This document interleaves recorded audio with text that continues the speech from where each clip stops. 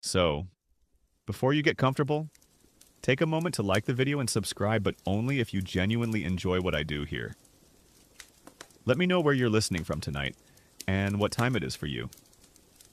Now, dim the lights, maybe turn on a fan for that soft background hum, and let's ease into tonight's journey together. Imagine yourself, now, a curious seeker in a dimly lit secret chamber in medieval Europe, perhaps hidden away in the winding, forgotten alleys of what would become, say, an old district in Boston, Massachusetts. Far from the brightly lit, open laboratories of modern science, the air is thick with strange, acrid odors, sulfur, mercury, decaying organic matter. In the flickering candlelight, you see bubbling retorts, mysterious alembics, and shelves laden with cryptic texts and bizarre ingredients. This is not the clean, organized environment of a modern research facility in, say, Silicon Valley, California. This is the Alchemist workshop, a place where ambition often veered into obsession, where science mingled with mysticism, and where the pursuit of knowledge sometimes led to truly disturbing experiments. Consider yourself a skeptical apprentice, nervously grinding strange powders, feeling a mixture of awe and apprehension as your master mutters incantations over bubbling flasks, knowing that the line between brilliant discovery and dangerous folly is incredibly thin in this hidden world.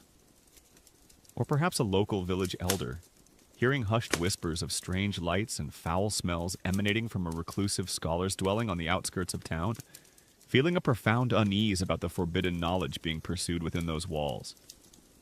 Recognizing that the secrets held there could bring either great power or terrible disaster to the community. Far more immediate and less personally secure than simply watching a historical documentary about scientific pioneers on a comfortable couch in, say, suburban Austin, Texas. The hushed whispers among the curious, once a gentle murmur of daily gossip and shared concerns, now mingle with the chilling sounds of bubbling liquids, the pervasive, acrid scent of volatile chemicals, and the unspoken dread of inevitable, horrifying accidents, thick with the pervasive anxiety of a mind grappling with a hidden world where the pursuit of ultimate truth often meant embracing unsettling, dangerous, and sometimes morally questionable practices. This is the pervasive, often terrifying, reality of whispers in the crucible alchemist's dark beginnings, where the very essence of early scientific inquiry was not about controlled experiments or ethical guidelines, but about raw, desperate, and often disturbing attempts to unlock the universe's most profound secrets, transforming a scholarly pursuit into a terrifying, almost mystical quest, and revealing a chilling truth that in these shadowed times, the pursuit of ultimate knowledge often led down dark, perilous paths, making every bubbling flask a testament to their audacious ambition, and every cryptic symbol a silent promise of transformative, unsettling power. When you think of alchemy, what comes to mind? Perhaps the image of a wizard in a pointy hat, stirring a cauldron, trying to turn lead into gold. Or maybe you picture a dusty old book filled with arcane symbols and impossible recipes. While those popular images hold a grain of truth, the reality of the disturbing world of alchemists and their experiments was far more complex, dangerous, and at times unsettlingly gross. Tonight we peer through the veil of time into the secretive, often unsanitary, and ethically dubious laboratories where these early practitioners of chemistry sought to unlock the universe's deepest secrets, often with disturbing results. A common historical truth is that alchemy, a proto-scientific tradition practiced across diverse cultures from antiquity to the 18th century, combined elements of chemistry, metallurgy, physics, medicine, astrology, semiotics, mysticism, and religion. Driven by two main goals, the transmutation of base metals into noble metals like gold, and the search for the elixir of life or universal panacea, often involving complex, dangerous, and poorly understood chemical processes. Historians still widely debate the precise balance of scientific inquiry versus mystical belief in various alchemical traditions, and whether alchemists were primarily rational experimenters, spiritual seekers, or a combination of both. Given the ambiguous nature of many historical texts, imagine yourself, then, a learned scholar in a European city during the Renaissance, perhaps in a bustling intellectual center like Florence, Italy, or a vibrant trading port that would become, say, New Orleans, Louisiana. You hear whispers of a hidden art, practiced by reclusive figures known as alchemists. Their goals are grand, almost godlike, to achieve transmutation, turning common metals like lead or mercury into precious gold or silver, and to discover the elixir of life, a miraculous potion that could cure all diseases, grant immortality, or even regenerate youth. These were not mere pipe dreams. For centuries, brilliant minds, sometimes driven by genuine scientific curiosity, sometimes by greed, and sometimes by an almost spiritual obsession, dedicated their lives to these pursuits. The methods they employed, however, often bordered on the grotesque. Forget precise measurements in sterile environments.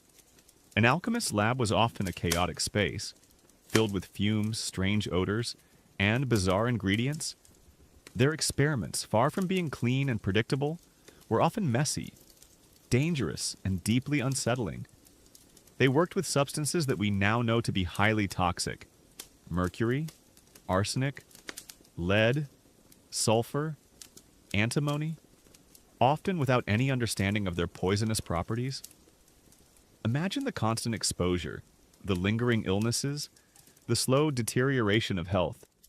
It truly sucked to be an alchemist's apprentice. A fascinating, yet rarely discussed, detail about whispers in the crucible alchemist's dark beginnings is the curious phenomenon of the alchemist's coded diary, where, to protect their secrets and avoid accusations of heresy, many alchemists meticulously documented their experiments in heavily coded diaries, or cryptic commonplace books, often using elaborate symbols, allegorical narratives, and personal ciphers to obscure their processes, not as an overt act of deception, but as a deeply personal, clandestine attempt to preserve their knowledge for future generations while safeguarding themselves from persecution, transforming a mundane scientific record into a poignant, almost desperate work of hidden art and a silent, unspoken acknowledgement of the human desire to pursue forbidden knowledge in a hostile world. Imagine yourself, a modern cryptographer, trying to decipher a centuries-old alchemical manuscript, its pages filled with bizarre illustrations and indecipherable script, a deeply personal and often overlooked detail of the hidden intellectual struggles within their secretive world. It truly sucked to try and read those things. Their pursuit wasn't just about chemistry, it was intertwined with philosophy, astrology, and mysticism. Alchemists believed in a universal spirit, a hidden force that animated all matter. They sought to understand and manipulate this force, believing that by purifying substances, they could also purify themselves, achieving spiritual enlightenment alongside material wealth.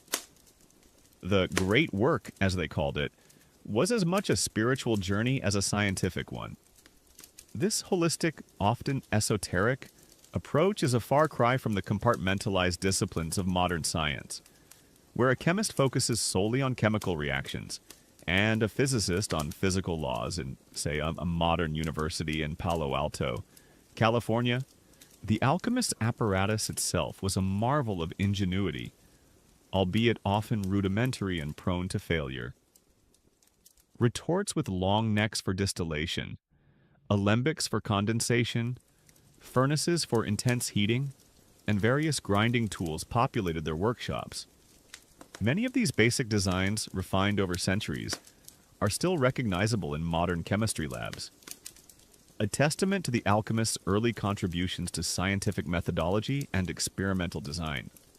Even if their foundational theories were often flawed, historians still widely debate the precise geographical origins and cross-cultural influences of early alchemical practices. and whether distinct traditions in ancient Egypt, China, India, and the Islamic world developed independently or shared common philosophical roots. Given the fragmented nature of early textual evidence and the difficulties in tracing knowledge transmission across vast distances, however, the disturbing aspect of their world quickly becomes apparent. Lack of scientific understanding meant that explosions, fires, and poisoning were common occurrences. The use of highly reactive and toxic chemicals in poorly ventilated spaces would have led to chronic illnesses, neurological damage, and early deaths. Imagine the constant headaches, the tremors, the slow, insidious decay of one's health from mercury poisoning, all in the fervent belief that you were on the verge of unlocking the universe's greatest secrets. Whispers in the Crucible Alchemist's Dark Beginnings sets the stage for our chilling exploration into their world. It introduces you to the grand ambitions, the rudimentary yet dangerous methods, and the profound blend of science and mysticism that defined alchemy. It offers a unique insight into the brutal, sometimes incomprehensible realities of early scientific inquiry, where the pursuit of ultimate knowledge often led down dark, perilous paths, making every bubbling flask a testament to their audacious ambition and every cryptic symbol a silent promise of transformative, unsettling power. As you drift off to sleep tonight, perhaps feeling the quiet comfort of your own safe, warm bed, your profound appreciation for modern safety standards in laboratories, and the secure knowledge that scientific progress is now built on ethical guidelines and open peer review, remember the ancient alchemist, toiling in secret, risking life and sanity for a glimpse of forbidden truth, a chilling testament to the disturbing world of alchemists and their experiments.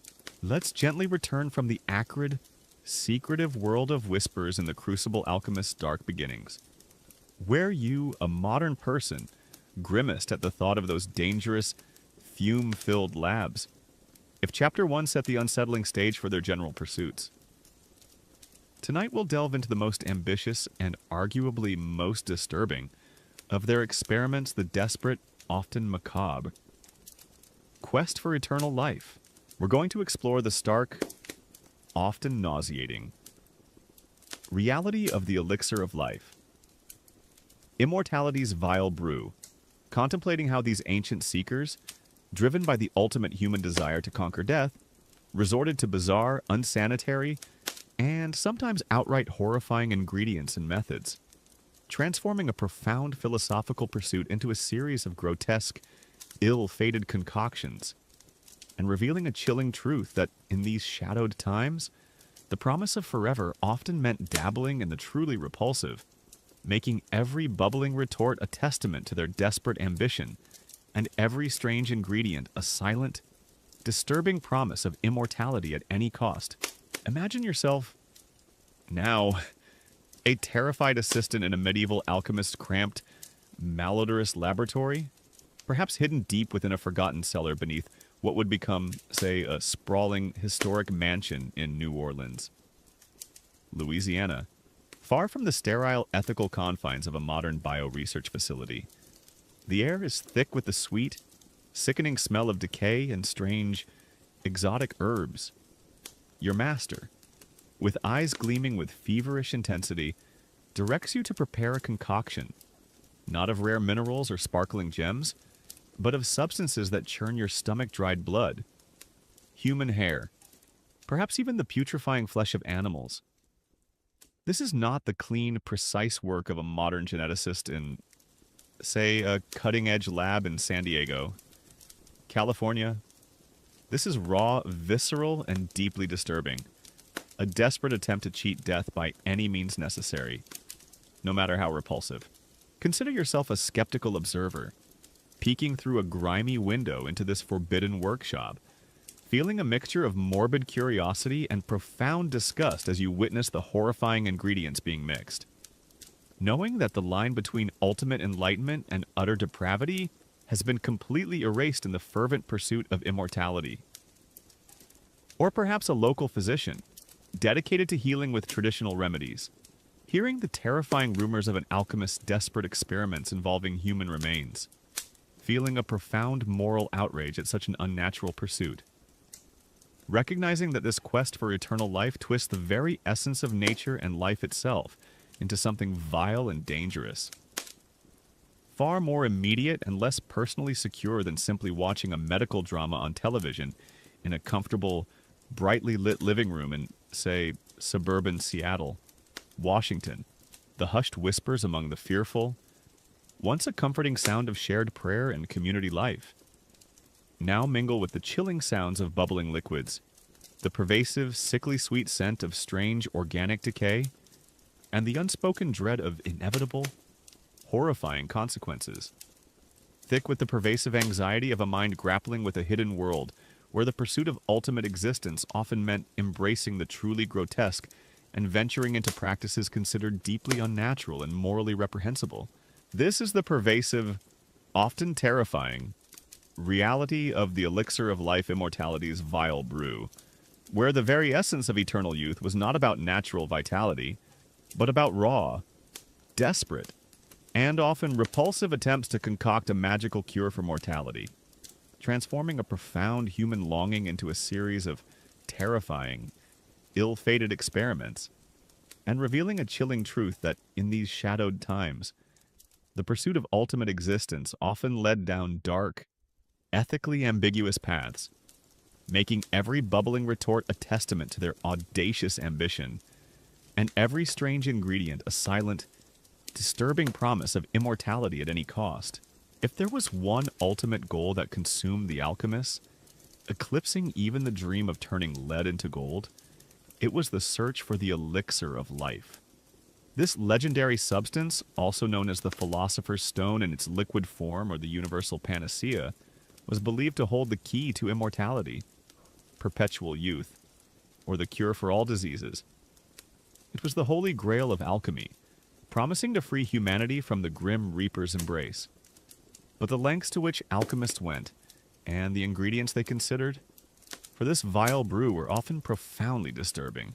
A common historical truth is that the search for the elixir of life was a central, ambitious goal for many alchemists across different cultures and eras, who believed this mythical substance could grant immortality, cure all diseases, or regenerate youth. And historical texts describe a wide array of bizarre and often repulsive ingredients and elaborate, lengthy processes believed necessary for its creation, reflecting a blend of early chemical experimentation, mystical belief, and a desperate desire to transcend human mortality. Historians still widely debate the precise nature of the elixir, whether purely chemical, spiritual, or symbolic, and whether any alchemists genuinely believed they had created it, or if its pursuit was primarily a philosophical metaphor for spiritual purification and the ultimate understanding of nature. Imagine yourself, then, a desperate nobleman in the 16th century, perhaps in a grand, yet decaying estate in what would become, say, rural Pennsylvania. You are ailing, your time is short, and you hear whispers of an alchemist who claims to be close to unlocking the secret of eternal life. You invest your dwindling fortune, hoping against hope for a miracle. You pay for the strangest of ingredients, for the most complex of apparatuses, oblivious to the true nature of the concoctions. The recipes for the elixir of life, as hinted at in cryptic alchemical texts, were often horrifying. Forget rose petals and morning dew. We're talking about substances like blood, human urine, saliva, excrement, and even distilled human remains. The belief was that life begets life, and that by purifying and concentrating the essence of living or recently living matter, one could distill the very essence of vitality.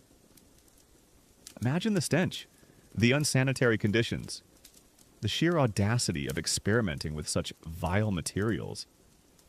This was far from the sterile, ethical environment of a modern stem cell research lab in, say, a state-of-the-art medical complex in Houston, Texas.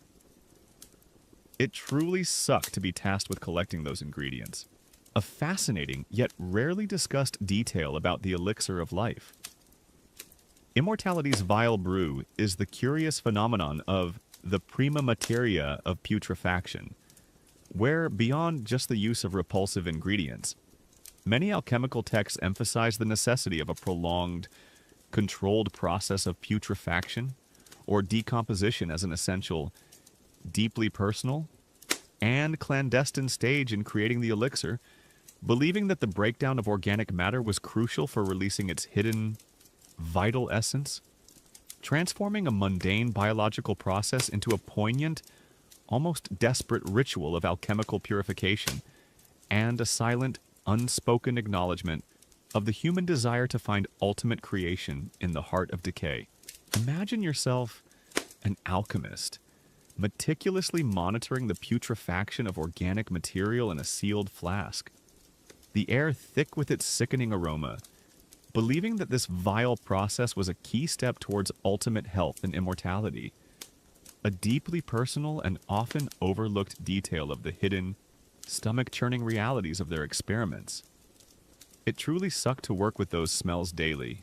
One of the most infamous alchemists, Paracelsus, who we may delve into more deeply later, was rumored to have experimented with the idea of creating a homunculus, a miniature human being, which was sometimes linked to the creation of the elixir, believing that by distilling and perfecting a human essence, immortality could be achieved. The methods proposed for this were, frankly, disgusting, involving the use of semen, blood, and other bodily fluids, incubated in disturbing conditions. We'll discuss homunculi more in a later chapter, but for now, know that this level of biomanipulation was a dark and unsettling aspect of their pursuit of life. The processes involved were also lengthy and dangerous. Alchemists would often subject these vile brews to prolonged heating, distillation, sublimation, and fermentation, sometimes for years. Each stage was believed to purify and concentrate the essence, bringing it closer to the final, miraculous elixir. Imagine the sheer dedication, bordering on madness, to oversee such a repulsive, labor-intensive process, day after day, year after year, in the hopes of achieving the impossible. The constant risk of explosions, toxic fumes, and contamination a recurring theme, as you recall from Whispers in the Crucible in Chapter 1, would have been immense.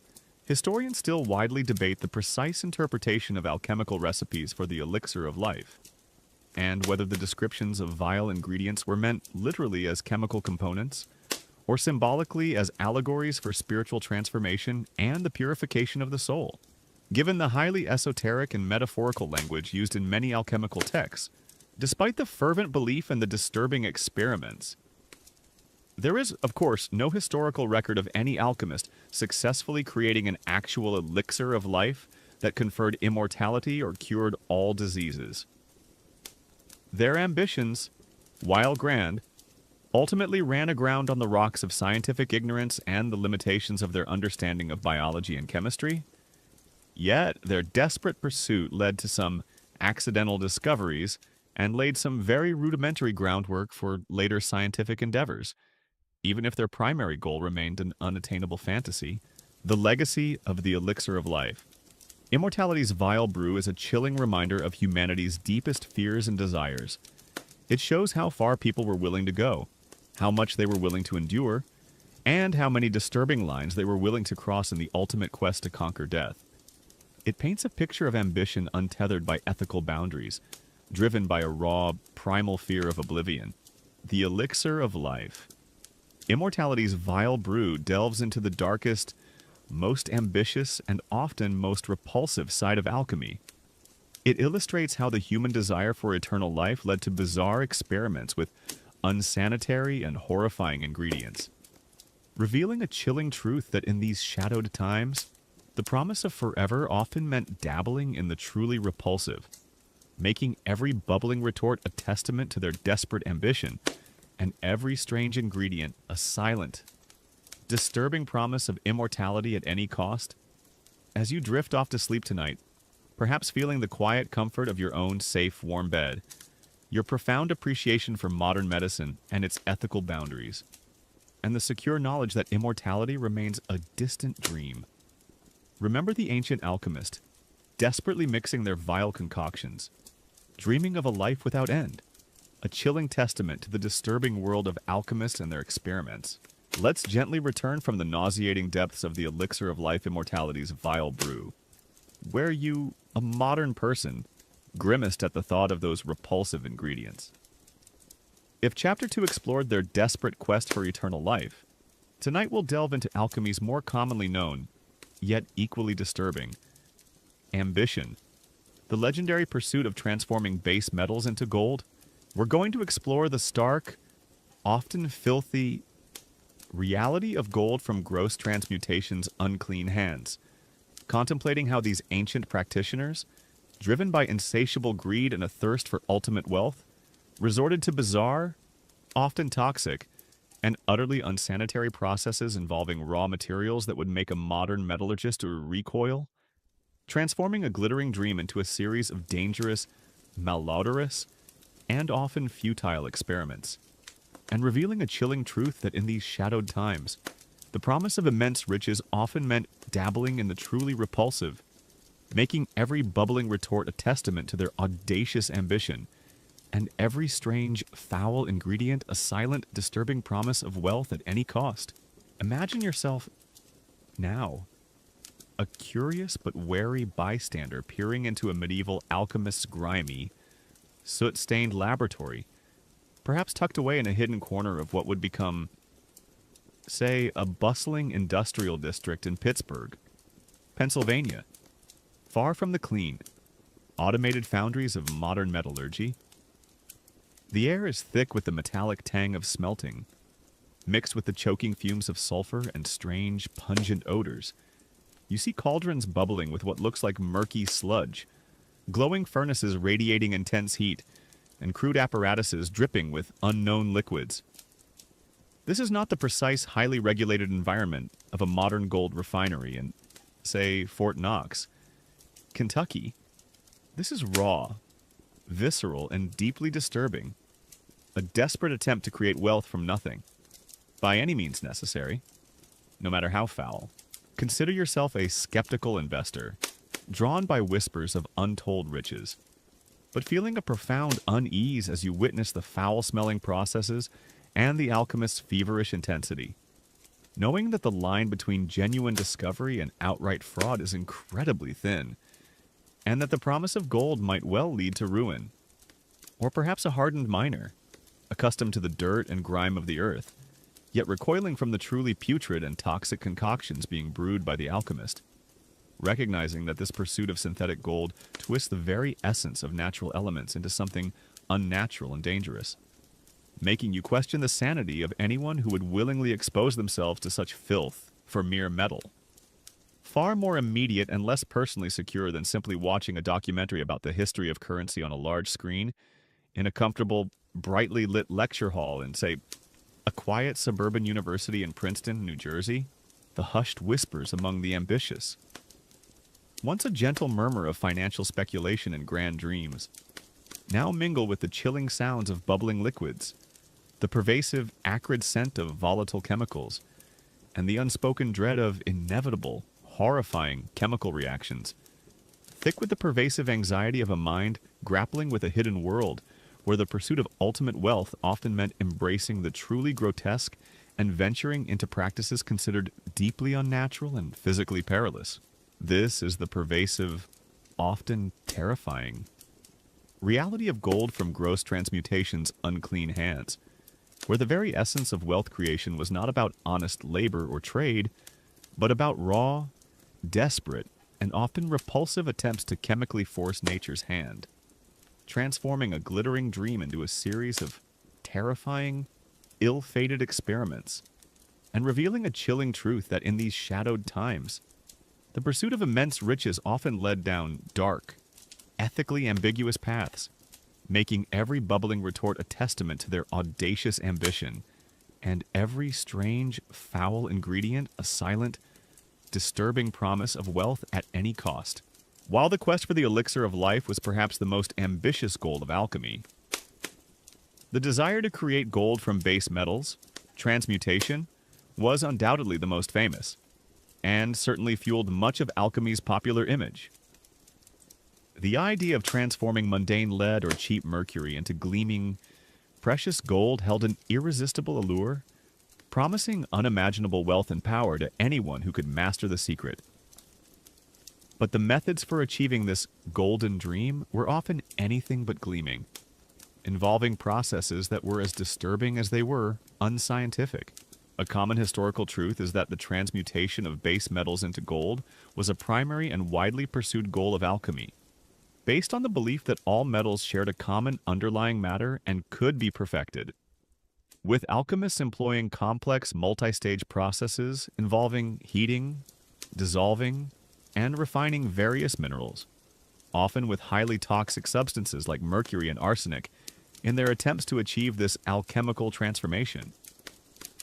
Historians still widely debate the true motivations behind alchemical transmutation, whether purely economic, philosophical, or spiritual symbolism, and whether any alchemists genuinely believed they had achieved gold, or if reported successes were due to accidental discoveries, sleight of hand, or the production of gold-like alloys.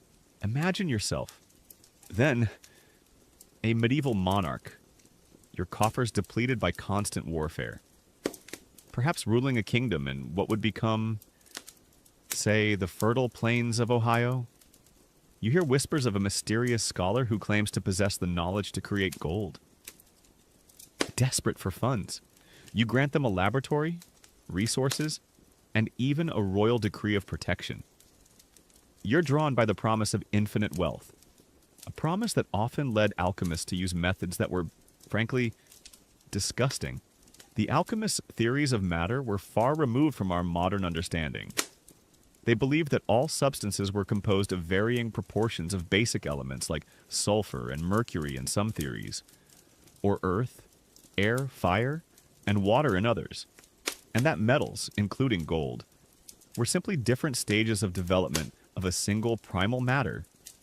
By manipulating these elements, they believed they could ripen a base metal into gold, accelerating nature's slow process. But the recipes for this alchemical gold often called for ingredients that would make a modern chemist gag. We're talking about mixtures involving animal excrement, putrefied organic matter, human hair, urine, and even blood. The idea, much like with the elixir of life, a connection we noted in the elixir of life in Chapter 2, was often rooted in sympathetic magic, or the belief that vital essences from decaying or biological materials could somehow contribute to the perfection of the base metals.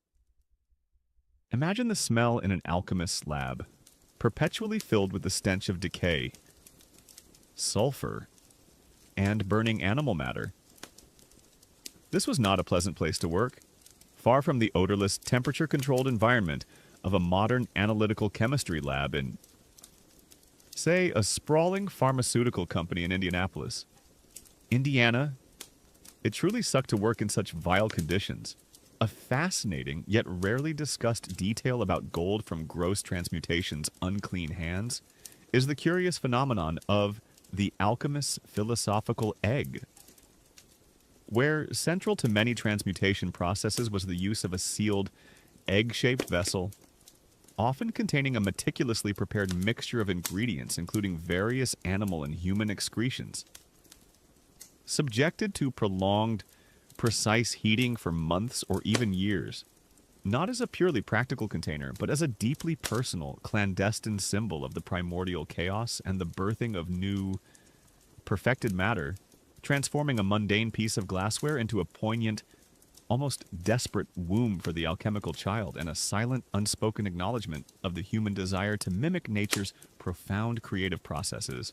Imagine yourself, an alchemist, carefully sealing your philosophical egg, convinced that within its glass confines, a new, perfect substance would slowly emerge from a putrid mixture, a deeply personal and often overlooked detail of the hidden, long-term commitment required for these disturbing experiments. It truly sucked to wait for years for something that would never arrive. The processes were complex and lengthy, often involving multiple stages of heating, dissolving, purifying, and recombining. Substances would be killed, decomposed, resurrected, purified, and married combined in various vessels. Each stage was believed to bring the base metal closer to its ultimate golden form. The infamous philosopher's stone itself was often seen as the final, catalytic substance, a powerful agent that, when added to molten lead or mercury, would instantly transform it into gold. The dangers were immense. The constant handling of highly toxic substances like mercury, lead, arsenic, and strong acids often produced through dangerous distillation methods, as we recalled from whispers in the crucible in Chapter 1, would have led to chronic illnesses, neurological damage, and mercury poisoning, characterized by tremors, mental instability, and eventual death. Many alchemists likely suffered slow, agonizing demises, their minds and bodies ravaged by their own creations. The pursuit of wealth often came at the ultimate price. Historians still widely debate the precise chemical compositions of the various alchemical gold substances produced by historical alchemists, and whether any of them represented genuine, albeit short-lived, success in creating gold-like alloys with unique properties, or if all claims were fraudulent or based on misinterpretations of chemical reactions.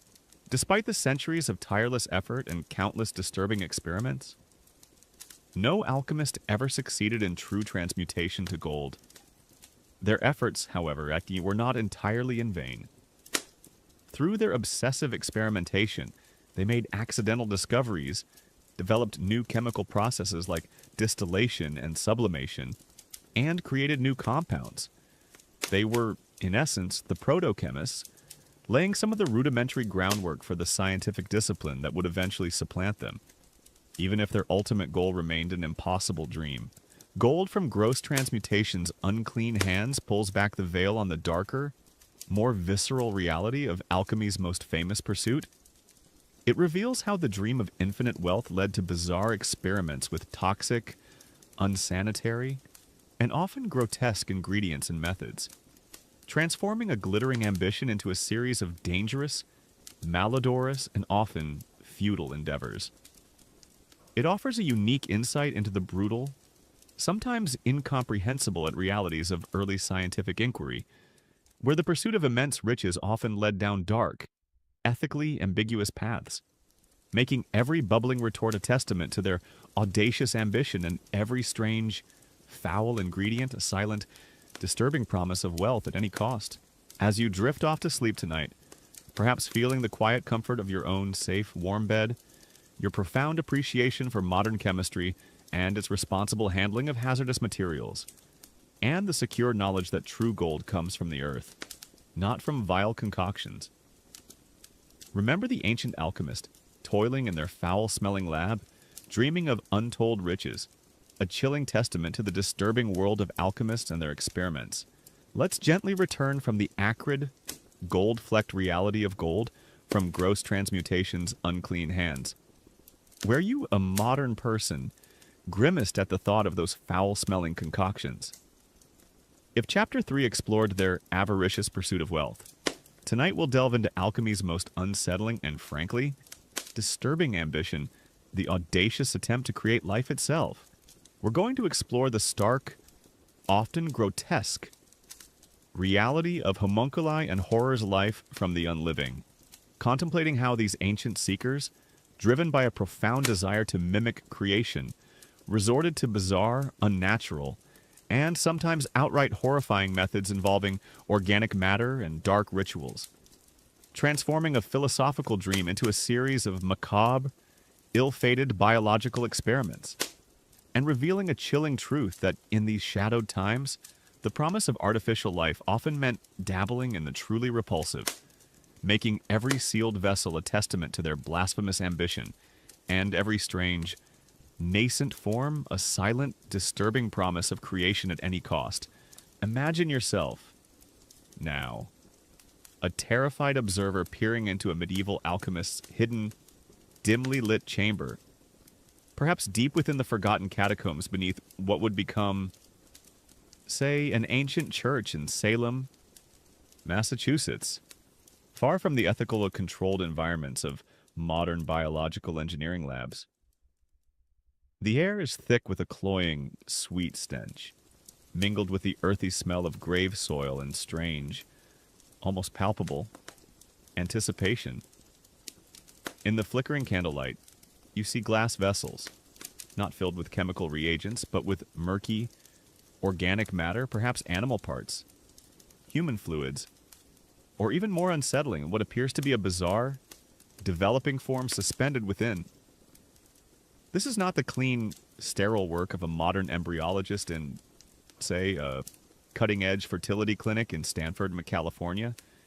This is raw, visceral, and deeply disturbing. A desperate attempt to usurp nature's role as creator, by any means necessary, no matter how unnatural. Consider yourself a nervous apprentice, tasked with maintaining the temperature of a bizarre incubator, feeling a mixture of profound awe and chilling fear as you witness the slow, unsettling development within the glass. Knowing that the line between ultimate scientific breakthrough and outright blasphemy has been utterly erased in this forbidden quest for artificial life, or perhaps a devout village priest, hearing terrifying confessions of unnatural experiments involving the creation of little men or monstrous beings, feeling a profound moral revulsion at such an affront to divine creation, recognizing that this pursuit of life from the unliving twists the very essence of existence into something unholy and dangerous, making you question the spiritual sanity of anyone who would willingly tamper with the sacred processes of life itself. Far more immediate and less personally secure than simply watching a science fiction horror film on a large screen in a comfortable, brightly lit living room in, say, suburban Denver, Colorado, the hushed whispers among the curious and the fearful, once a comforting sound of daily gossip and shared concerns, now mingle with the chilling sounds of dripping liquids, the pervasive, sickly sweet scent of strange organic matter, and the unspoken dread of inevitable, horrifying biological aberrations, thick with the pervasive anxiety of a mind grappling with a hidden world, where the pursuit of ultimate creation often meant embracing the truly grotesque and venturing into practices considered deeply unnatural and morally reprehensible. This is the pervasive, often terrifying, reality of homunculi and horror's life from the unliving, where the very essence of artificial existence was not about ethical scientific progress, but about raw, desperate, and often repulsive attempts to force nature's hand, transforming a profound philosophical dream into a series of terrifying, ill-fated biological experiments, and revealing a chilling truth that in these shadowed times, the pursuit of ultimate creation often led down dark, ethically ambiguous paths, making every sealed vessel a testament to their audacious ambition, and every strange, nascent form a silent, disturbing promise of creation at any cost. Beyond the alchemist's grand pursuits of gold and eternal life, there lay an even more audacious and, frankly, chilling ambition, the creation of artificial life. This wasn't merely about prolonging existence, but about generating it, mimicking the very act of divine creation. The most infamous and disturbing manifestation of this goal was the concept of the homunculus, a miniature human being, supposedly created through alchemical means. This truly delves into the unsettling depths of the disturbing world of alchemists and their experiments. A common historical truth is that the concept of creating artificial life, most famously the homunculus, a miniature human, was a recurring, albeit largely theoretical and highly controversial aspiration in alchemical and early scientific texts, often attributed to figures like Paracelsus, with proposed methods involving the incubation of human or animal organic matter in specific alchemical vessels under precise conditions, reflecting a blend of early biological speculation, magical thinking, and a profound desire to replicate or even improve upon natural creation. Historians still widely debate whether any alchemists genuinely attempted these grotesque experiments beyond theoretical discussion, and whether the descriptions were symbolic allegories for spiritual or chemical processes rather than literal instructions for creating living beings. Imagine yourself, then, a highly respected yet eccentric scholar in 16th century Europe. Perhaps someone like the infamous Paracelsus, roaming the universities and courts of what would become say Germany or Switzerland, far from the structured, peer-reviewed world of modern biological research. You are a physician, a philosopher, and an alchemist, driven by a fierce belief that the secrets of the universe, including life itself, can be unlocked through experimentation and esoteric knowledge. You are not content with merely observing nature. You seek to master it, to prove that humanity, through divine wisdom and alchemical art, can replicate creation. The idea of the homunculus, meaning little man, emerged from a complex blend of philosophical speculation, biblical interpretation, the idea of Adam being formed from clay, and early biological theories. Alchemists believed that if the essence of life could be distilled and incubated under the right conditions, a new form of life could be generated. But the specific recipes for a homunculus, passed down through cryptic texts, were profoundly disturbing. They often called for ingredients that would make a modern biologist faint. We're talking about human semen, blood, urine, or even putrefied human or animal remains. These substances would then be sealed in a retort or a philosophical egg, a vessel we remember from Gold from Gross in Chapter 3, then buried in horse manure for prolonged periods, the warmth of the decaying manure providing the necessary heat for incubation. Imagine the smell, the unsanitary conditions, and the sheer audacity of believing that life could spring from such a repulsive, unnatural process. This was far from the sterile, precisely controlled environment of a modern IVF lab in, say, a cutting-edge medical center in New York City. It truly sucked to try and get those experiments going. A fascinating, yet rarely discussed detail about homunculi and horror's life from the unliving is the curious phenomenon of the alchemist's sympathetic magic in homunculus creation, where, beyond just the grotesque ingredients and incubation, many alchemical texts hinted at the necessity of the alchemist's constant mental and even spiritual engagement with the developing homunculus, believing that their focused intent, incantations, or even regular blood offerings to the vessel were crucial for imbuing it with a soul or animating principle.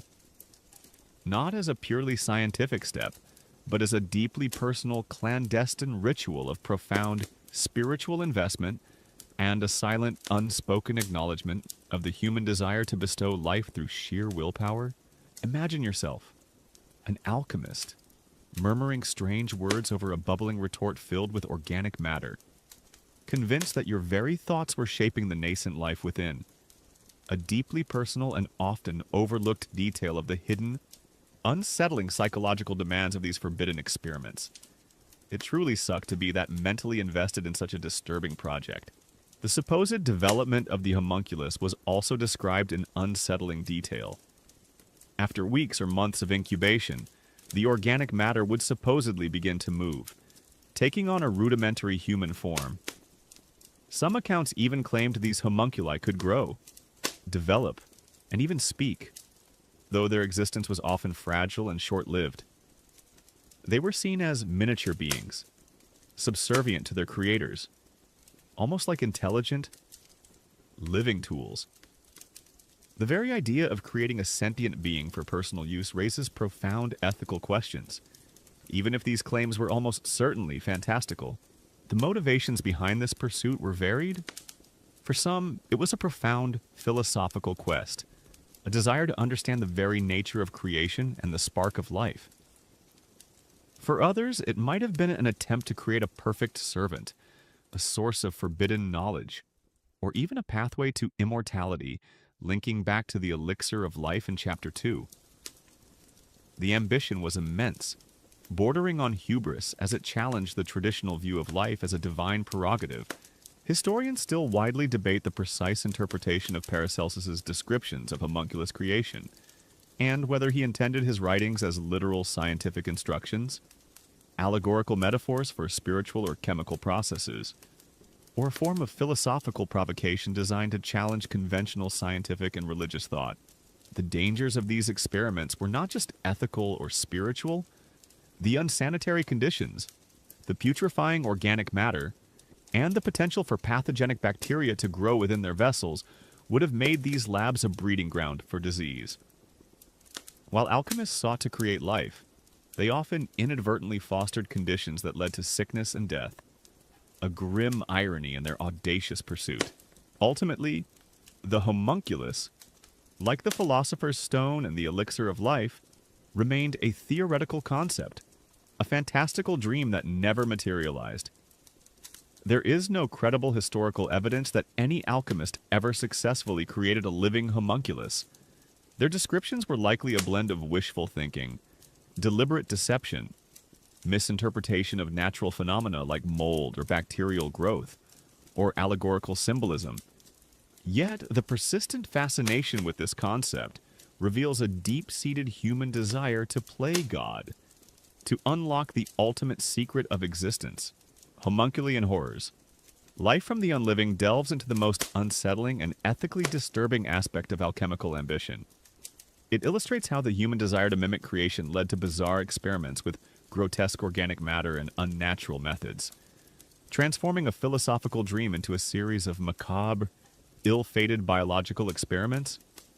It offers a unique insight into the brutal, sometimes incomprehensible unrealities of early scientific inquiry, where the pursuit of ultimate creation often led down dark, ethically ambiguous paths, making every sealed vessel a testament to their audacious ambition, and every strange, nascent form a silent, disturbing promise of creation at any cost. As you drift off to sleep tonight, perhaps feeling the quiet comfort of your own safe, warm bed, your profound appreciation for modern biology's ethical frameworks and the sanctity of life, and the secure knowledge that humanity's ability to create life remains a profound mystery. Remember the ancient alchemist, toiling in their hidden chamber, dreaming of breathing life into the unliving, a chilling testament to the disturbing world of alchemists and their experiments. Let's gently return from the grotesque reality of homunculi and horrors life from the unliving, where you, a modern person, grimaced at the thought of those unnatural biological experiments. If Chapter 4 explored their audacious attempt to mimic creation, tonight we'll delve into an equally disturbing, yet far more pervasive aspect of their daily lives, the very environment in which they worked. We're going to explore the stark, often nauseating, reality of stench of the lab, unsanitary practices and hazards, contemplating how these ancient seekers, driven by a relentless pursuit of knowledge, operated in conditions that were not only filthy and chaotic, but actively dangerous, transforming every moment in their workshops into a profound health risk and revealing a chilling truth that in these shadowed times, the pursuit of scientific breakthrough often meant enduring a truly repulsive and perilous existence, making every bubbling retort a testament to their reckless dedication and every lingering ailment a silent, disturbing promise of a life cut short by their own toxic endeavors. Imagine yourself, now, a hesitant visitor stepping into a medieval alchemist's workshop, perhaps a cramped, windowless room in the basement of what would become, say, a decaying tenement building in the Lower East Side of New York City, far from the gleaming, well-ventilated facilities of a modern laboratory. The air hits you first a cloying, suffocating mixture of sulfurous fumes, acrid chemical vapors, the sweet decay of organic matter, and an indescribable underlying mustiness. Your eyes burn, your throat constricts, and a wave of nausea washes over you. This is not the clean, organized environment of a modern analytical chemistry lab in, say, a bustling industrial park in Houston, Texas. This is raw, visceral, and deeply disturbing. A testament to utter disregard for hygiene and safety. Consider yourself a skeptical patron, seeking a miraculous cure for an ailment, but feeling a profound sense of dread as you witness the overflowing waste, the rusted tools, and the alchemist's own sickly pallor, knowing that the promise of health might well come at the cost of even greater illness. Or perhaps a local sanitation worker, assigned to inspect the premises if such a role even existed, recoiling from the sheer accumulation of filth, the unidentifiable spills, and the constant threat of noxious gases. Recognizing that this pursuit of forbidden knowledge creates an environment that actively poisons both the practitioner and anyone unfortunate enough to venture too close, forcing you to acknowledge the profound, unacknowledged health risks that were a daily reality for these desperate scholars, far more immediate and less personally secure than simply following workplace safety guidelines in a clean, modern factory in, say, suburban Detroit, Michigan. The hushed whispers among the curious, once a gentle murmur of scientific speculation and grand dreams, now mingle with the chilling sounds of dripping liquids, the pervasive, sickly sweet scent of volatile, often toxic, chemicals, and the unspoken dread of inevitable, horrifying accidents and chronic illnesses, thick with the pervasive anxiety of a mind grappling with a hidden world where the pursuit of ultimate truth often meant embracing the truly repulsive and venturing into practices considered deeply unsanitary and physically perilous. This is the pervasive, often terrifying reality of stench of the lab.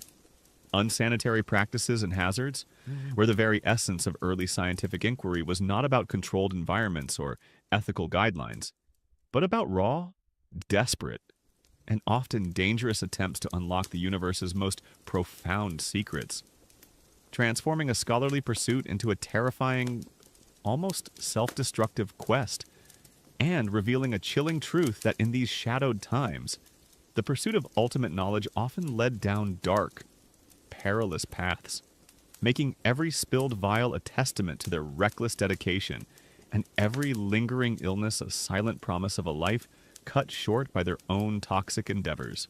We've talked about the alchemists' grand ambitions turning lead into gold a dirty business, as you remember from Gold from Gross in Chapter 3, and creating artificial life a truly grotesque pursuit, as we saw in Homunculi and Horrors in Chapter 4. But all these experiments, whether for wealth or for immortality, took place in an environment that was, by modern standards, utterly appalling. Tonight, we're going to hold our noses and step into the truly putrid reality of stench of the lab, unsanitary practices and hazards, examining the daily dangers and horrifying conditions that alchemists willingly endured. A common historical truth is that alchemical laboratories were notoriously unsanitary, poorly ventilated, and highly dangerous environments, where practitioners routinely handled highly toxic and corrosive substances like mercury, lead, arsenic, strong acids, and sulfur without adequate protective gear or knowledge of their hazards, leading to frequent accidents, chronic illnesses, and premature deaths among alchemists. Historians still widely debate the extent to which alchemists were aware of the long-term health risks posed by their materials, and whether their physical ailments were attributed to divine punishment, occupational hazards, or the mysterious effects of their own transformative experiments. Given the limited medical understanding of the era, imagine yourself then an alchemist in the late medieval period, toiling away in your workshop in a cramped, damp cellar in a city that would become, say, Philadelphia, Pennsylvania. Your only source of light might be a flickering candle or an oil lamp, casting dancing shadows on the grimy walls. Ventilation is non-existent. Whatever fumes are generated by your experiments, and there are many, simply hang in the air, stinging your eyes and burning your lungs. This is not the clean room environment of a modern microchip fabrication plant in, say, Silicon Valley, California. This is a hazardous waste site masquerading as a laboratory. It truly sucked to work there. The sheer volume of dangerous substances handled by alchemists is staggering. We're talking about mercury, arsenic, lead, sulfur, antimony, vitriol, sulfuric acid, aqua fortis, nitric acid, and aqua regia, a mixture of nitric and hydrochloric acids capable of dissolving gold. These were often stored in crude, uncorked vessels, or perhaps in open pots, allowing their toxic fumes to permeate the air. Spills were inevitable, quickly corroding surfaces and leaving behind dangerous residues. Imagine the constant exposure, day in and day out, to these poisons. A fascinating, yet rarely discussed detail about stench of the lab. Unsanitary practices and hazards is the curious phenomenon of the alchemist's philosopher's stone cough, where, due to constant inhalation of toxic fumes, many alchemists developed chronic respiratory illnesses, a persistent hacking cough that was sometimes wryly referred to as the philosopher's stone cough among those in the know. Not as an overt medical diagnosis, but as a deeply personal, clandestine acknowledgement of the hidden, insidious cost of their pursuits and a silent, unspoken acceptance of the grave health risks they willingly undertook in their quest for ultimate knowledge. Imagine yourself an alchemist, pausing your work to cough violently, spitting up black phlegm, yet immediately returning to your bubbling retorts. A deeply personal and often overlooked detail of the hidden, physical toll of their dedication. It truly sucked to be slowly poisoned by your own work. The equipment itself, while sometimes ingenious in design, was far from safe. Furnaces burned fiercely, often unsupervised, posing a constant fire hazard in labs filled with flammable materials like dried herbs, alcohol, and volatile oils. Glass retorts and alembics, often hand-blown and prone to cracking under heat or pressure, could explode, spraying caustic chemicals or superheated liquids across the room. Imagine a modern chemistry teacher allowing their students to conduct experiments with such flimsy equipment and no safety glasses in, say, a high school in Springfield, Illinois. It's unthinkable. Beyond the chemicals and the equipment, the general hygiene of an alchemist lab was appalling. Waste products from experiments, often foul-smelling and toxic organic matter, would simply accumulate in corners or be poured down rudimentary drains. Animal carcasses used for experiments, or human excretions for the elixir of life, might remain decaying for extended periods, contributing to the noxious atmosphere and attracting vermin. Imagine the pervasive stench, a mix of rotten eggs from sulfurous gases, acrid vinegar from acetic acid vapors, and the sickly sweet smell of decay. Historians still widely debate the extent to which alchemists employed any rudimentary forms of personal protective equipment, such as thick gloves or rudimentary masks, and whether their use was based on empirical observation of harm or more superstitious beliefs about protection from malevolent spirits in the laboratory. The physical toll on alchemists was severe. Prolonged exposure to mercury led to tremors known as Hatter's shakes from mercury used in felt making. Neurological damage, speech impediments, irritability, and ultimately madness. Arsenic poisoning caused gastrointestinal distress, skin lesions, and organ damage. Lead poisoning led to anemia, kidney failure, and cognitive impairment. Many alchemists were likely chronically ill, their health slowly deteriorating as they relentlessly pursued their great work. Their pale skin, trembling hands, and often erratic behavior were not just signs of their obsessive genius, but often visible symptoms of their self-poisoning. This profound disregard for safety, while horrifying to modern sensibilities, highlights a key difference in scientific understanding. Alchemists simply did not possess the knowledge of germ theory, toxicology, or even basic chemistry that we take for granted today. They were pushing the boundaries of human knowledge with primitive tools and a deeply flawed theoretical framework. Their bravery, however misguided, in the face of such clear and present dangers is undeniable.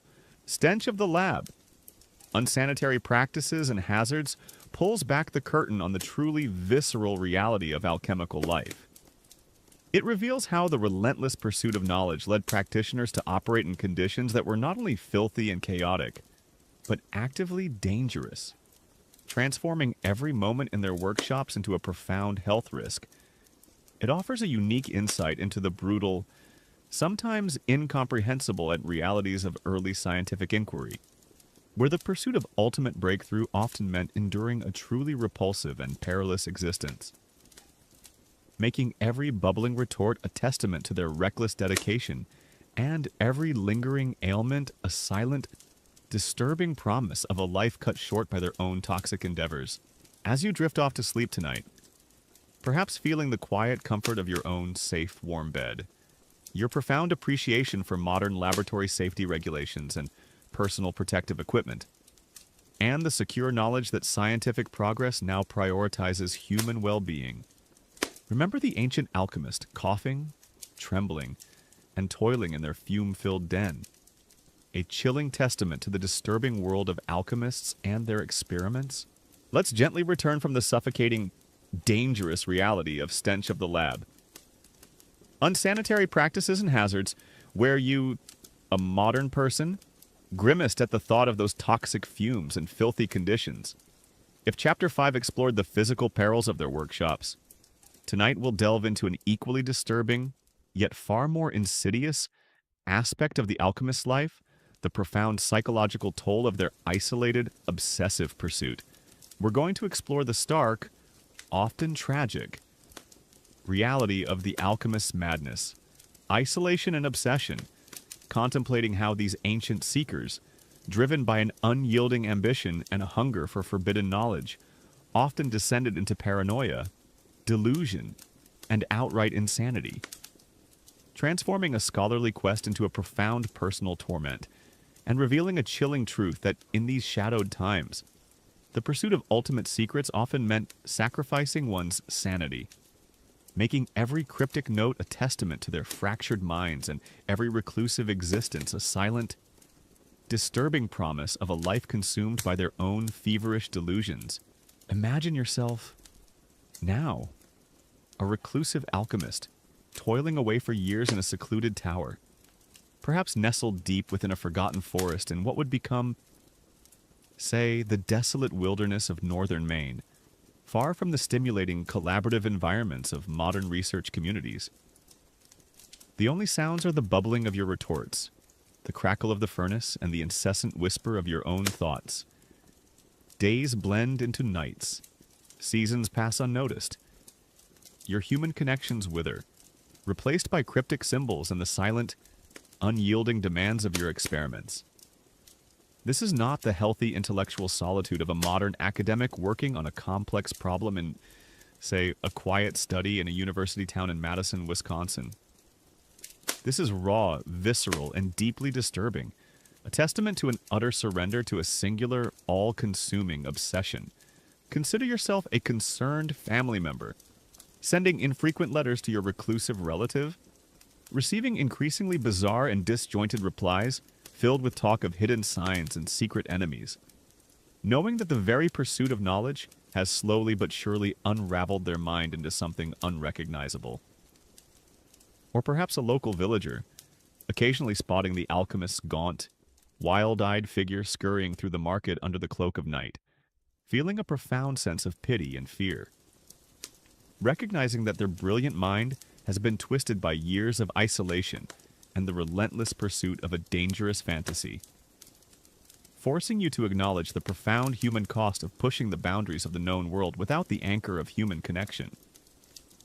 Far more immediate and less personally secure than simply watching a documentary about historical figures who suffered from mental illness in the comfort of a brightly lit living room in, say, suburban Phoenix, Arizona. The hushed whispers among the curious, once a gentle murmur of scientific speculation and grand dreams, now mingle with the chilling sounds of their agitated muttering, the pervasive, almost perceptible scent of their profound loneliness, and the unspoken dread of inevitable, horrifying breakdowns, thick with the pervasive anxiety of a mind grappling with a hidden world where the pursuit of ultimate truth often meant embracing complete solitude and venturing into the terrifying depths of one's own deteriorating sanity. This is the pervasive, often terrifying, reality of the alchemist's madness. Isolation and obsession, where the very essence of intellectual pursuit was not about shared discovery or ethical boundaries, but about raw, desperate, and often self-destructive attempts to unlock the universe's most profound secrets. Transforming a scholarly quest into a terrifying, almost self-inflicted torment, and revealing a chilling truth that in these shadowed times, the pursuit of ultimate knowledge often led down dark, solitary paths, making every cryptic note a testament to their fractured minds and every reclusive existence a silent promise of a life consumed by their own feverish delusions. We've explored the dangerous physical environment of the alchemist's lab, filled with noxious fumes and perilous experiments. But beyond the external dangers, there was an even greater threat, the internal one. Tonight, we delve into the dark psychological landscape of the alchemist's madness, isolation, and obsession. Examining how the relentless, solitary pursuit of forbidden knowledge often led these brilliant, driven individuals down a path of paranoia, delusion, and eventually were profound mental illness. A common historical truth is that many historical alchemists were highly reclusive individuals who spent years, even decades, isolated in their laboratories, meticulously performing endless experiments in pursuit of the philosopher's stone, or the elixir of life. And this extreme isolation, combined with exposure to toxic chemicals like mercury and lead, is widely believed to have contributed to psychological distress, including paranoia, delusions, erratic behavior, and eventual mental deterioration, leading to a blurred line between genius and madness. Historians still widely debate the precise contribution of chemical poisoning versus psychological predisposition or spiritual fervor to the documented eccentricities and mental health issues of various historical alchemists. Given the limited medical and psychiatric understanding of the era, imagine yourself then an aspiring alchemist in a bustling 15th century city, perhaps London, England, or a vibrant trade hub that would become, say, Chicago, Illinois. You are drawn to the promise of alchemy, the ultimate knowledge, untold wealth, immortality. You begin your studies, learning from cryptic texts, seeking out reclusive masters. But as you delve deeper, you realize this path demands an enormous sacrifice isolation. The work of alchemy was inherently secretive. Knowledge was guarded, passed down through coded texts and whispered traditions. Public display of your experiments could lead to accusations of heresy or witchcraft, a danger we'll explore more in a later chapter. As such, alchemists often worked alone, cloistered away in hidden laboratories, far from prying eyes. This wasn't a choice, it was a necessity for survival in a world that often feared what it didn't understand. Imagine having to conduct all your groundbreaking research entirely in secret, without colleagues to bounce ideas off of, without public funding, without even acknowledging your existence to the outside world. This is a far cry from the open source collaboration and public scientific forums of, say, a modern online research community in Silicon Valley, California. It truly sucked to be that alone. A fascinating yet rarely discussed detail about the alchemist's madness. Isolation and obsession is the curious phenomenon of the alchemist's allegorical conversations, where, due to extreme isolation, some alchemists began to project human characteristics onto their experimental apparatus and chemical reactions. Imagining their retorts as living beings and their bubbling concoctions as conversing with them, not as an overt sign of psychosis, but as a deeply personal, clandestine coping mechanism for profound loneliness and a silent, unspoken acknowledgement of the human desire for connection, even with inanimate objects, transforming mundane lab work into a poignant, almost desperate form of self-created companionship. Imagine yourself, an alchemist, muttering encouragement to a bubbling flask, convinced it's responding to your words, a deeply personal and often overlooked detail of the hidden, unsettling psychological impacts of their solitary pursuits. It truly sucked to have only your chemicals as friends. This isolation was compounded by an intense obsession. The goals of alchemy, unlocking the philosopher's stone, creating the elixir of life, transmuting lead to gold, were so vast, so profound, that they demanded an all-consuming dedication. Alchemists would spend years, even decades, meticulously performing the same experiments, interpreting cryptic signs, and delving into obscure texts. Their pursuit became their entire world, eclipsing family, friends, and even basic self-care. The lines between their work and their identity blurred, then vanished. The psychological effects of this lifestyle were devastating. Paranoia. The secrecy inherent in alchemy bred paranoia. Alchemists constantly feared exposure, theft of their secrets, or persecution. Every knock at the door, every unfamiliar shadow could be a threat. This constant state of anxiety would inevitably warp their perceptions and lead to a profound distrust of others. Delusion. The intensely symbolic and allegorical language of alchemical texts often encouraged a blurring of reality and metaphor. When one spends years interpreting cryptic phrases about the green lion devouring the sun, or the marriage of the king and queen, it's easy for the mind to begin seeing these symbols in the mundane world, or to mistake their imagined progress for actual breakthrough. This could lead to grand delusions of imminent discovery, even as experiments consistently failed. Mental deterioration from toxins. As we explored in Stench of the Lab in Chapter 5, alchemists were constantly exposed to highly toxic substances like mercury, lead, and arsenic. These heavy metals are known neurotoxins, meaning they directly damage the brain and nervous system.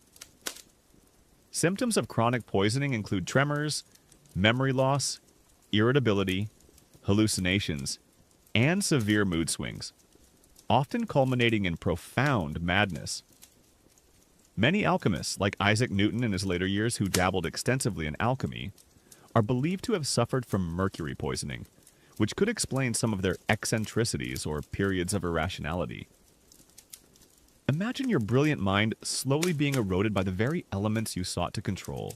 Historians still widely debate the precise nature and diagnostic criteria for the alchemist's madness, and whether documented cases represent distinct psychiatric conditions exacerbated by their practices, or are simply extreme manifestations of their obsessive personalities within a socially sanctioned yet dangerous intellectual pursuit.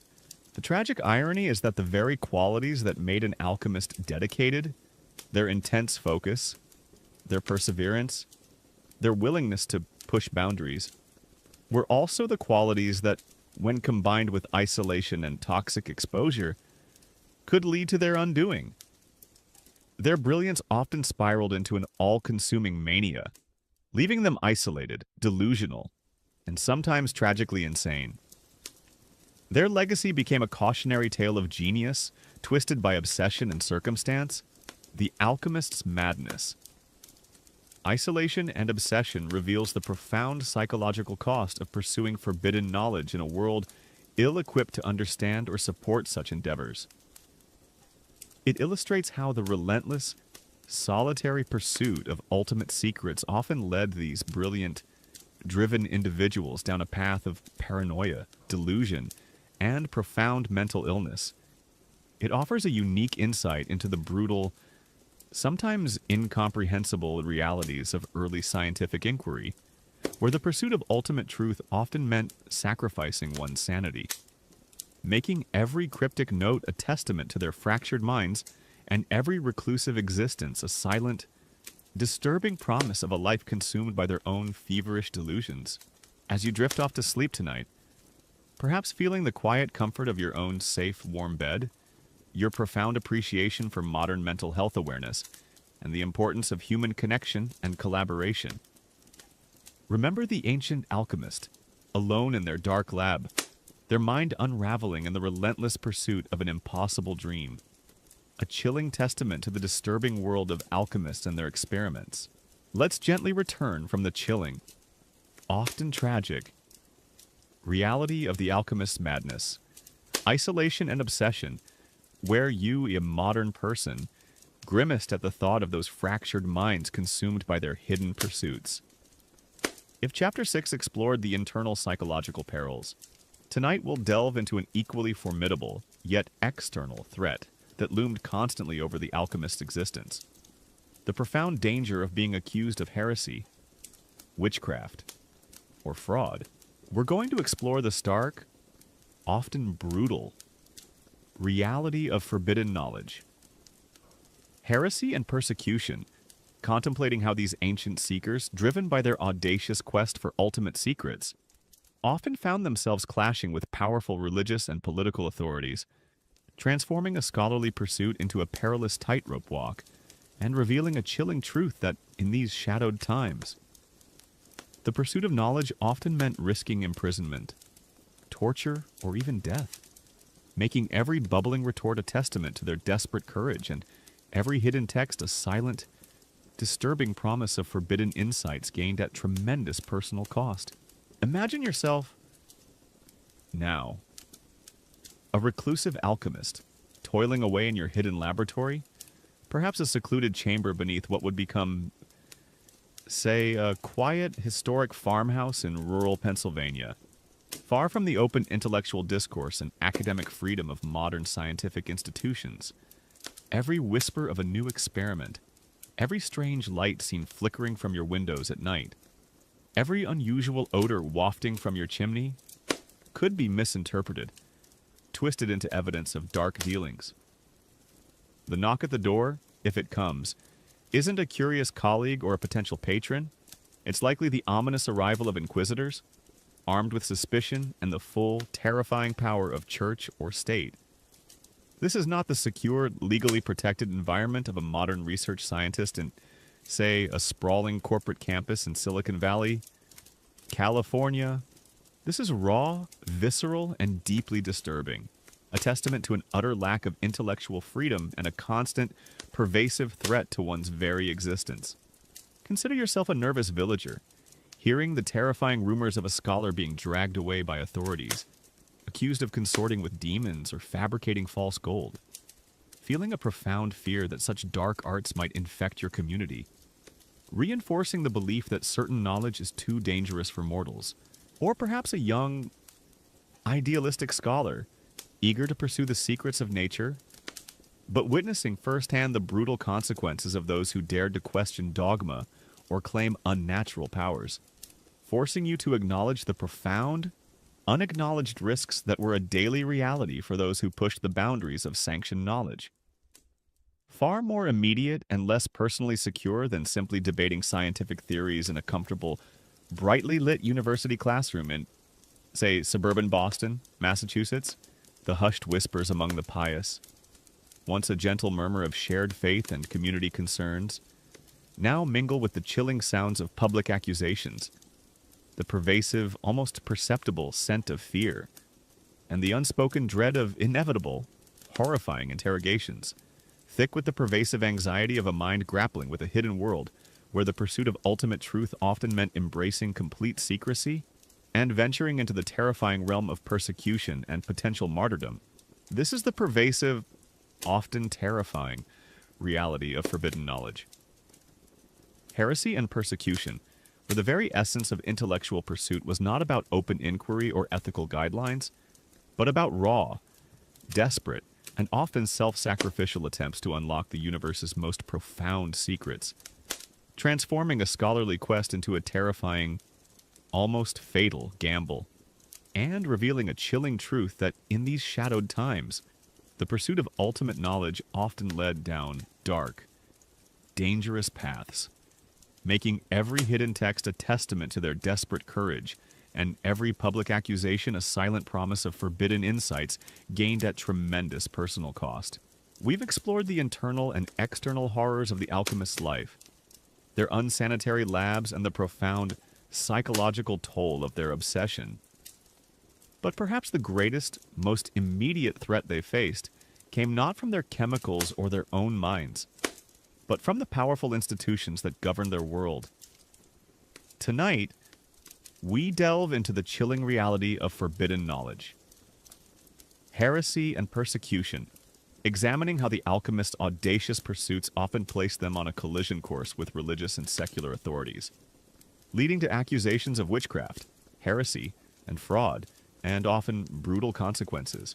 A common historical truth is that alchemists frequently faced accusations of heresy, sorcery, or fraud, particularly during periods of intense religious dogma or economic instability, as their secretive practices, claims of supernatural powers, and attempts to create wealth or immortality often clashed with established theological beliefs and legal restrictions, leading to persecution, imprisonment, and sometimes execution, forcing many alchemists to operate in extreme secrecy or seek the patronage of powerful, sympathetic figures.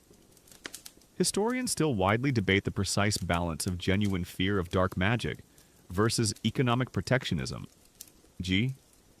Controlling the gold supply as primary motivations for the persecution of alchemists, and whether accusations were always sincere or often driven by personal vendettas or political expediency. Imagine yourself, then, a common citizen in a bustling medieval town, perhaps in what would become, say, a quiet historical village in rural New England, like Concord, Massachusetts. You are deeply religious, believing firmly in divine order and the established teachings of the church.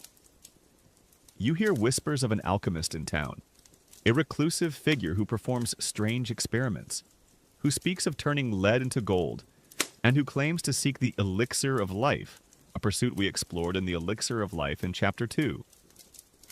To your ears, and to the ears of the authorities, these claims sound suspiciously like attempts to usurp God's power, to tamper with nature in an unholy way, or worse, to practice black magic.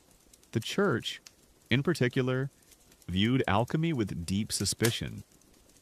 Its emphasis on experimentation and the pursuit of hidden knowledge, especially knowledge not derived from Scripture, could be seen as heresy, a challenge to divine authority. The idea of creating life, remember those homunculi from Chapter 4, was a direct affront to God as the sole creator. Attempts to alter natural substances, like transmuting metals, could be perceived as interfering with God's created order. Furthermore, the alchemists' reliance on astrological charts and mystical symbols often blurred the lines with sorcery and witchcraft, practices vehemently condemned and brutally punished by the Church. This was far from the open-minded, scientifically curious approach of a modern theologian engaging in dialogue with a physicist in, say, a prestigious university in Princeton, New Jersey. It truly sucked to be on the wrong side of the Inquisition, a fascinating yet rarely discussed detail about forbidden knowledge, heresy, and persecution is the curious phenomenon of the alchemists' dual patrons, where, despite facing persecution from powerful institutions, many alchemists simultaneously sought and often secured the patronage of ambitious rulers or wealthy nobles, who, driven by greed or a genuine curiosity for the forbidden arts, offered protection and resources in exchange for the promise of gold or immortality, creating a deeply personal, clandestine network of dangerous alliances and a silent, unspoken acknowledgement of the human desire for both power and illicit knowledge, making the alchemist's life a precarious balance between royal favor and the ever-present threat of the gallows. Imagine yourself, an alchemist, receiving a secret summons from a duke known for his ruthless pragmatism, knowing that your survival depends on delivering on impossible promises, a deeply personal and often overlooked detail of the hidden, high-stakes game they played. It truly sucked to be caught between a patron's greed and the church's wrath. Beyond religious suspicion, alchemists also faced accusations of fraud. Many unscrupulous individuals pretended to be alchemists, swindling wealthy patrons with promises of gold that never materialized. The legitimate alchemists, genuinely striving for scientific breakthroughs however misguided, were often tarred with the same brush. If an alchemist promised to turn lead into gold, a goal we discussed in Gold from Gross in Chapter 3 and failed, they could be accused of deception, a serious crime punishable by severe penalties, including public humiliation, imprisonment, or even execution. Imagine working for years on a complex experiment, convinced you're on the verge of a breakthrough, only to be dragged away for failing to deliver the impossible. The methods of persecution were terrifyingly effective. If accused, an alchemist might face the brutal interrogation of the Inquisition, where confessions were often extracted through torture, their laboratories could be raided, their precious texts burned, and their equipment destroyed. Many alchemists were forced to flee, to live in hiding, or to disguise their work under layers of esoteric symbolism to avoid detection. Think of the intense pressure, the constant fear of discovery that must have weighed on their minds, adding to the psychological strain we discussed in The Alchemist Madness in Chapter 6. Historians still widely debate the long-term impact of persecution on the development of alchemical knowledge, and whether the forced secrecy hindered or, paradoxically, sometimes preserved complex alchemical traditions through encoded texts that survived periods of intense suppression. Yet, despite the immense dangers, many alchemists persevered. Their dedication to their quest, their belief in the ultimate truth they sought, often outweighed the very real threats to their lives. Some found patrons among powerful nobles or even royalty, who, driven by greed or genuine intellectual curiosity, protected them from persecution, at least for a time.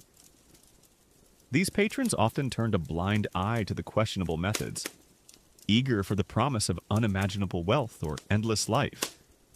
This created a complex, often morally ambiguous relationship between power and forbidden knowledge. Forbidden knowledge! Heresy and persecution reveals the profound political and religious dangers that constantly threaten the alchemist's existence. It illustrates how the audacious pursuit of ultimate secrets often led them into direct conflict with powerful authorities, transforming a scholarly quest into a perilous tightrope walk.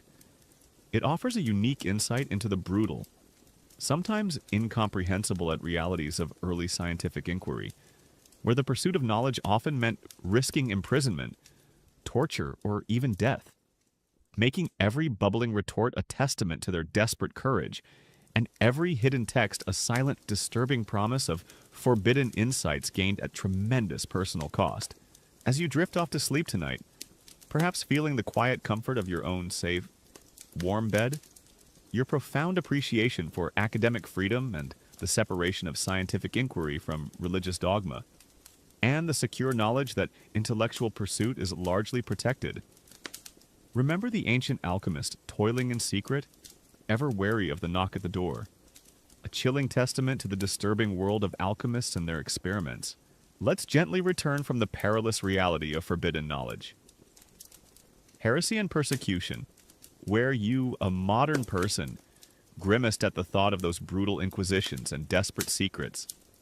If Chapter 7 explored the external threats to the alchemist's life, tonight we'll bridge the vast chasm of time, looking beyond their disturbing experiments to understand their unexpected and often overlooked contributions to the very science that eventually superseded them.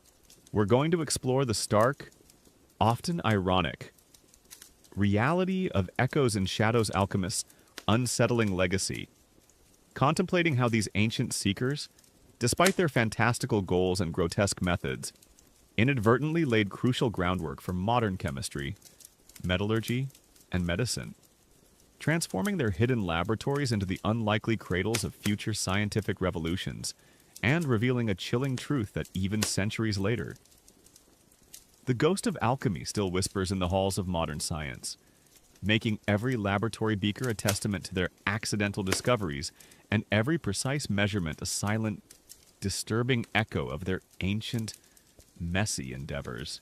Imagine yourself, now, a modern chemist in a gleaming, state-of-the-art laboratory, perhaps in a sprawling research campus in what would become, say, suburban Philadelphia, Pennsylvania, far from the dark, secret workshops of ancient alchemists.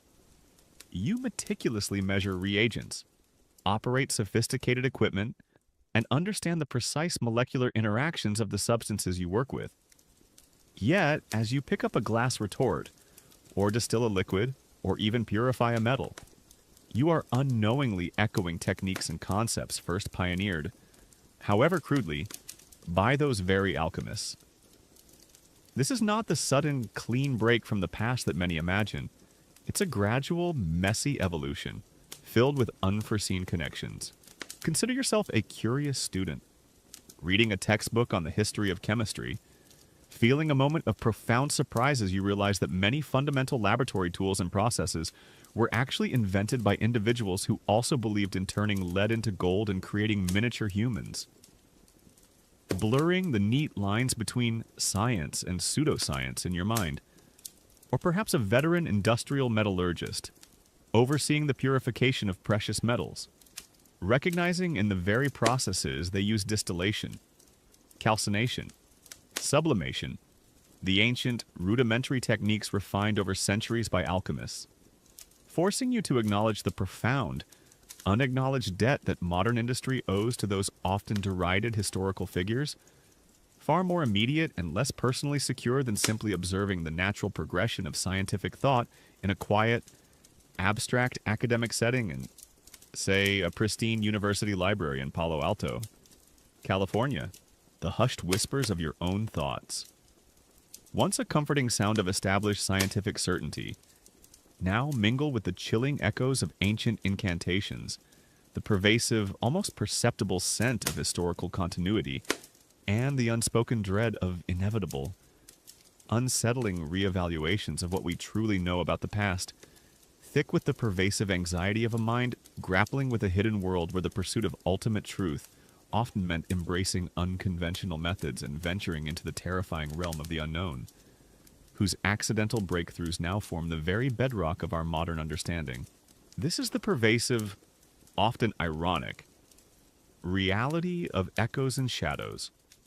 Alchemist's unsettling legacy, where the very essence of modern scientific advancement was not about a clean break from the past, but about raw, desperate, and often disturbing experiments that, against all odds, yielded unexpected transformative insights, making every laboratory beaker a testament to their accidental discoveries and every precise measurement a silent, disturbing echo of their ancient, messy endeavors. We've delved deep into the disturbing realities of the alchemist's world, their vile concoctions for immortality, their attempts to create gold from gross materials, their grotesque biological experiments, the unsanitary and dangerous conditions of their labs, and the heavy psychological toll of their isolation and the constant threat of persecution. Tonight, as our journey nears its end, we turn to a surprisingly complex and often overlooked aspect of their story, their legacy. Despite all the madness and the impossible dreams, alchemists, in their persistent, often desperate experimentation, inadvertently laid crucial groundwork for the very scientific disciplines that eventually dismissed them as charlatans or mystics. We explore echoes and shadows, alchemists' unsettling legacy, uncovering the surprising ways their methods and discoveries continue to resonate in our modern world. A common historical truth is that despite its mystical and pseudoscientific goals, alchemy significantly contributed to the development of practical chemistry, metallurgy, and medicine.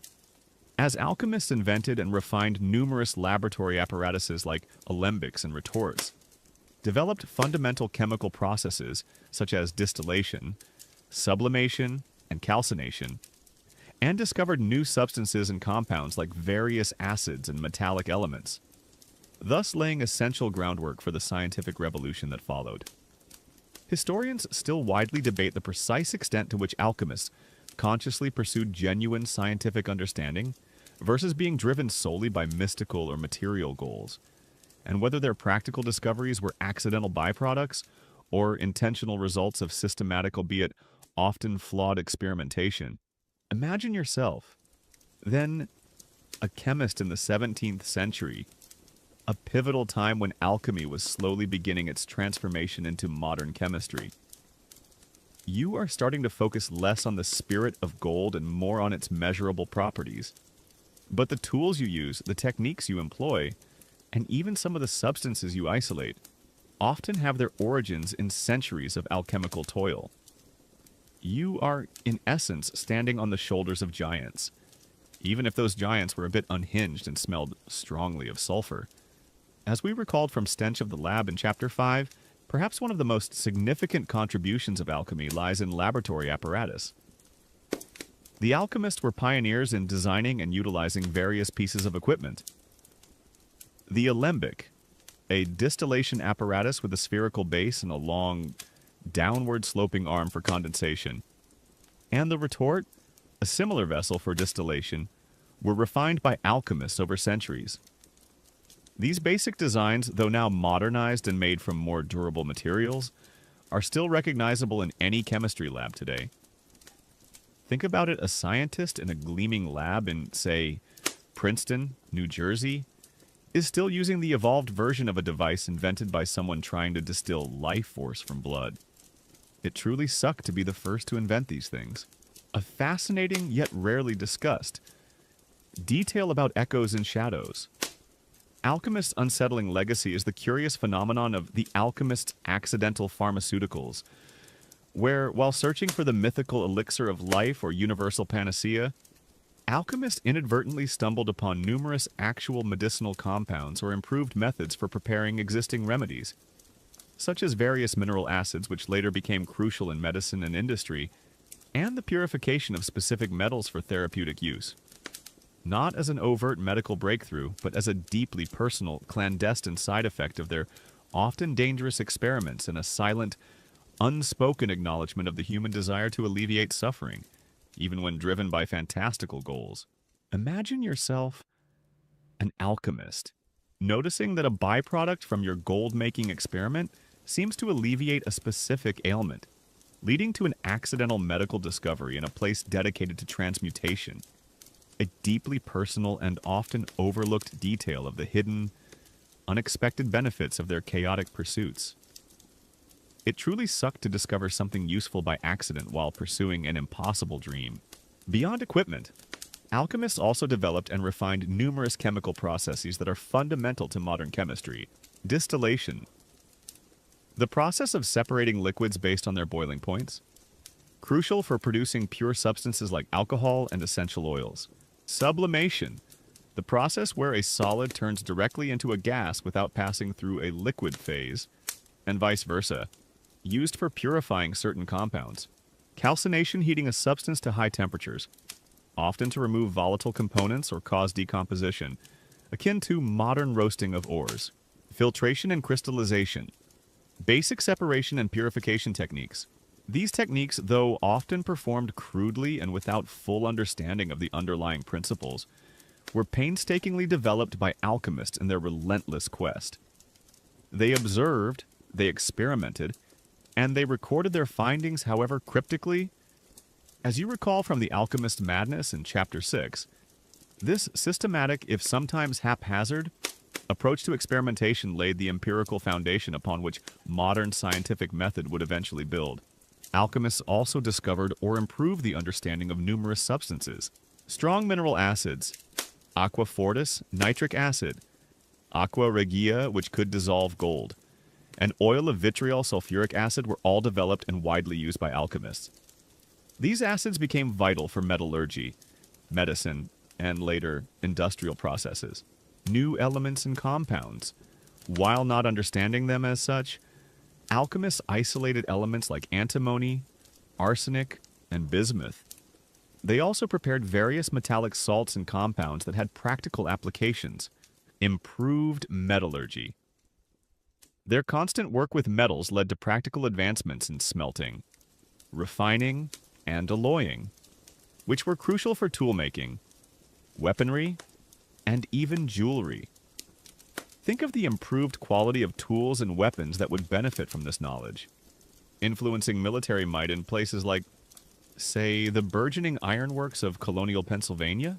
Historians still widely debate the precise chronology and attribution of specific chemical discoveries to individual alchemists, and whether many breakthroughs were the result of accumulated knowledge passed down through secretive guilds or independent parallel developments across various alchemical traditions. Given the often ambiguous nature of historical records, the transition from alchemy to chemistry was not a sudden break, but a gradual evolution. The early chemists, often still called alchemists, slowly shed the mystical and philosophical baggage, focusing more on observable phenomena, quantitative measurements, and reproducible experiments. Figures like Robert Boyle and Antoine Lavoisier, often considered fathers of modern chemistry, built directly upon the practical experimental foundation laid by their alchemical predecessors. It's a bit like a chrysalis shedding its old skin.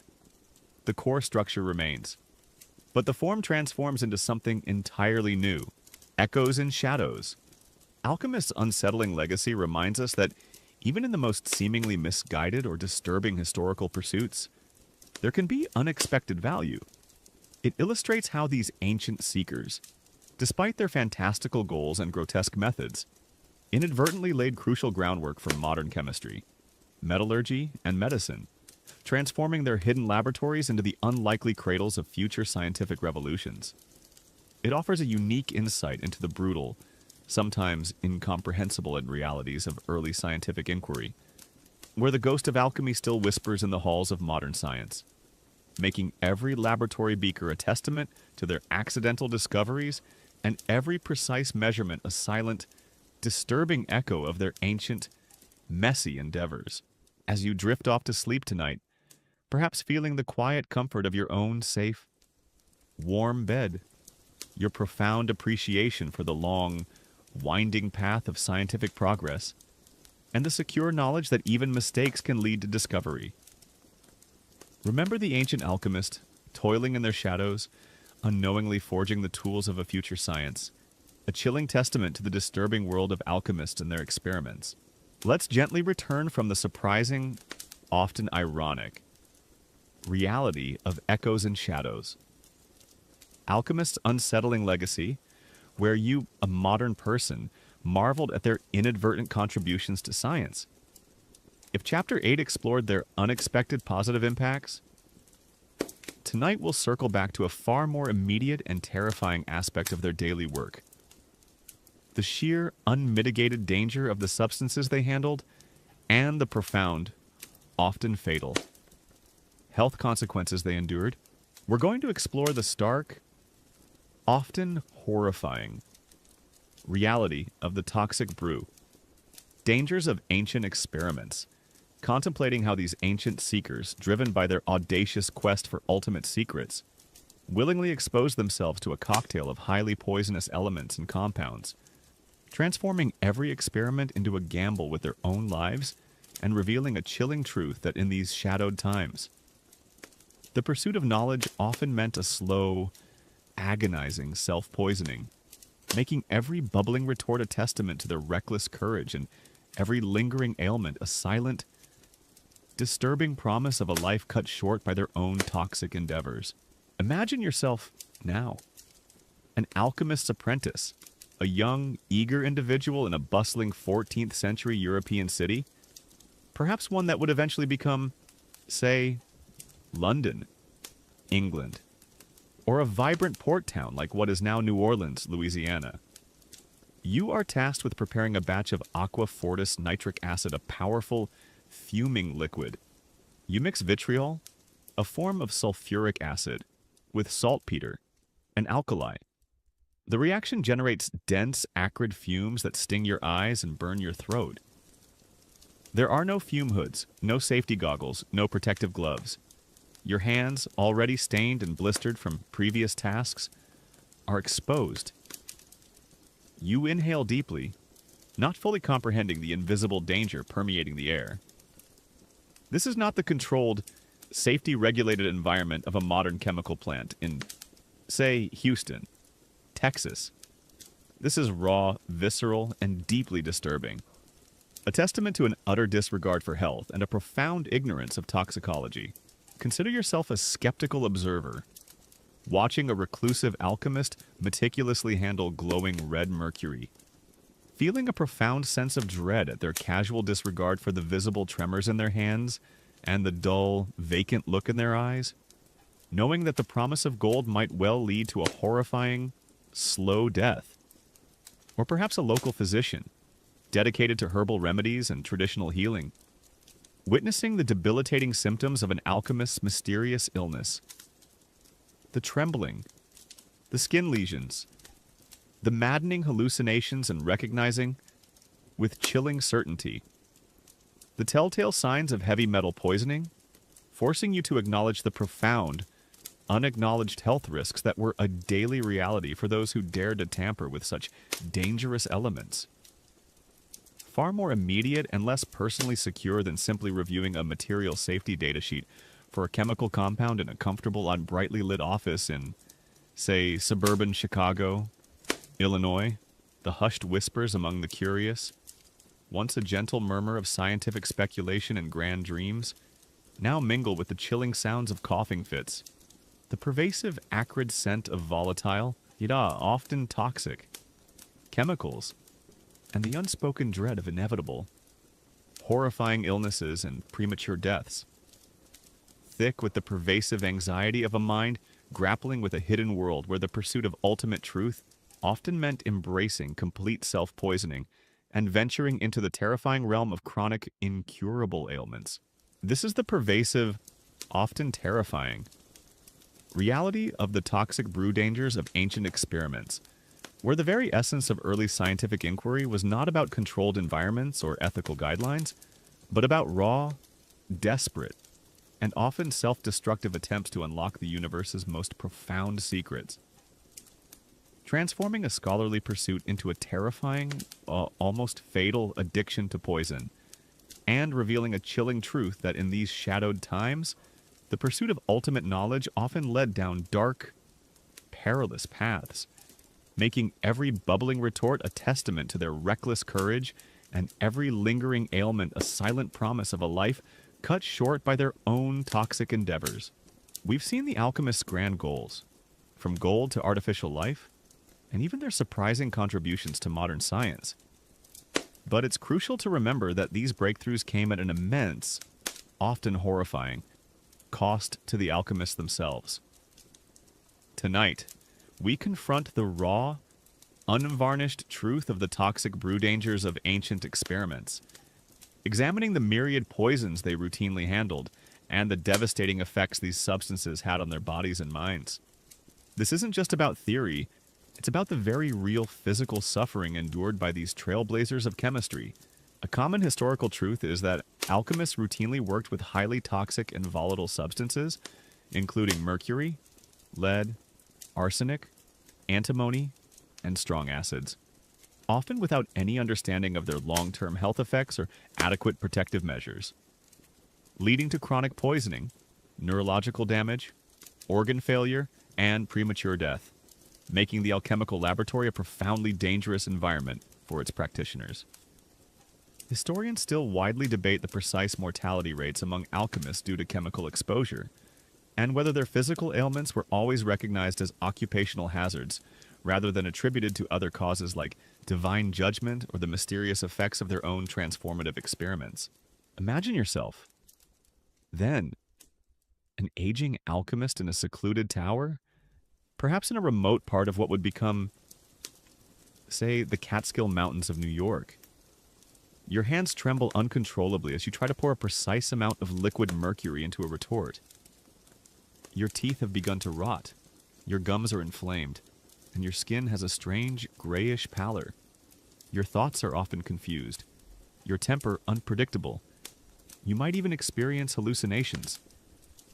These are not signs of mysterious enlightenment.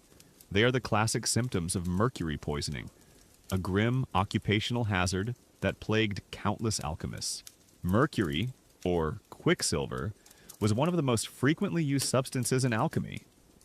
It was believed to be the spirit of metals, capable of imparting its fluidity and transformational properties.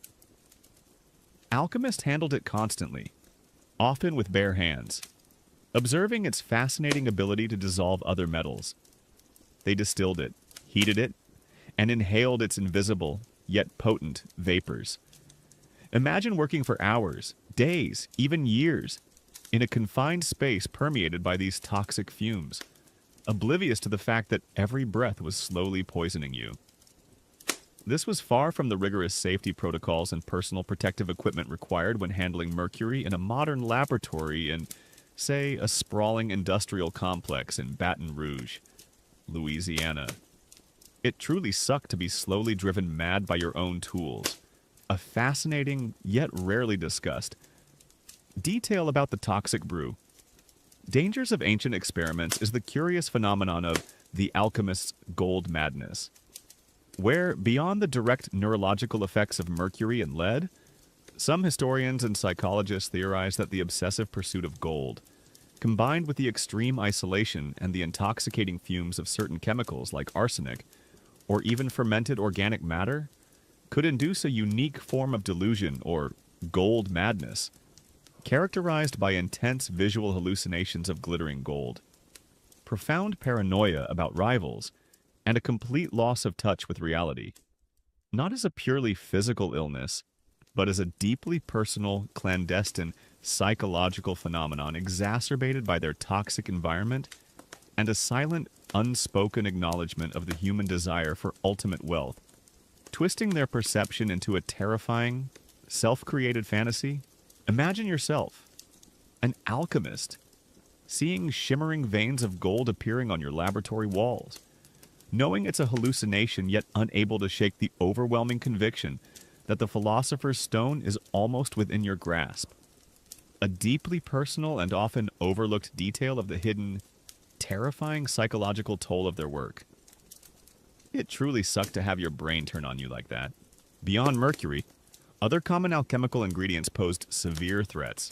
Arsenic, often used in compounds for coloring and in attempts at transmutation. Arsenic exposure, even in small doses, leads to a horrifying array of symptoms: severe gastrointestinal distress, skin lesions, neurological problems, numbness, tingling, hair loss, and eventually multi-organ failure. Imagine the chronic pain, the disfiguring skin conditions, all while believing you were on the verge of monumental discovery. Lead. Present in many ores and used in various alchemical processes, lead poisoning causes extreme fatigue, abdominal pain, colic, anemia, kidney damage, and severe neurological damage, including cognitive decline and behavioral changes. The historical observation of alchemists becoming increasingly irritable or eccentric over time, a psychological impact we discussed in The Alchemist's Madness in Chapter 6, was often a direct result of lead poisoning, slowly eroding their mental faculties. Antimony, used in early medicine as a purgative, but highly toxic in its various forms. It could cause severe vomiting, diarrhea, and heart problems. Strong acids: vitriol, aqua fortis, aqua regia. As we recalled from Echoes and Shadows in Chapter 8, alchemists were instrumental in developing and using these incredibly corrosive acids. Splashes could cause severe chemical burns, blindness, and lung damage from inhaling their fumes. Imagine a modern chemical engineer in, say, a sprawling industrial plant in Wilmington, Delaware, working with such substances without eye protection or emergency showers that it's unimaginable. Historians still widely debate the precise roles of specific alchemical ingredients in contributing to the various long-term illnesses and deaths observed among historical alchemists, and whether synergistic effects between multiple toxins exacerbated their health decline beyond the impact of individual substances. The lack of understanding of toxicology was the alchemist's greatest enemy. They had no concept of parts per million, bioaccumulation, or the insidious nature of chronic exposure. They might observe that certain fumes made them cough, or that touching certain liquids caused burns. But they rarely connected these immediate effects to the slow, agonizing deterioration of their health over years. Their symptoms were often attributed to mysterious illnesses, divine punishment for dabbling in forbidden arts, a fear we touched upon in Forbidden Knowledge in Chapter 7, or simply the natural progression of age. The alchemist's laboratory, far from being a place of pure intellectual pursuit, was a daily hazard zone. Their obsession, combined with their ignorance of fundamental chemical safety, turned their pursuit of knowledge into a profound act of slow, unwitting self-destruction. Their ultimate legacy includes not just the techniques and compounds they discovered, but also the silent, often unacknowledged, testament to the human body's vulnerability to the very elements they sought to master, the toxic brew. Dangers of Ancient Experiments pulls back the final veil on the visceral reality of alchemical life. It reveals how the relentless pursuit of ultimate secrets led practitioners to willingly expose themselves to a cocktail of highly poisonous elements and compounds, transforming every experiment into a gamble with their own lives. It offers a unique insight into the brutal, sometimes incomprehensible realities of early scientific inquiry, where the pursuit of knowledge often meant a slow, agonizing self-poisoning, making every bubbling retort a testament to their reckless courage and every lingering ailment a silent, disturbing promise of a life cut short by their own toxic endeavors. As you drift off to sleep tonight, perhaps feeling the quiet comfort of your own safe, warm bed, your profound appreciation for modern toxicology, safety protocols, and the understanding of chemical hazards, and the secure knowledge that scientists today work to protect themselves and others. Remember the ancient alchemist, coughing, trembling, and slowly succumbing to the very substances they manipulated. A chilling testament to the disturbing world of alchemists and their experiments. Let's gently return from the horrifying, often tragic, reality of the toxic brew dangers of ancient experiments. Were you a modern person, grimaced at the thought of those agonizing self-poisonings?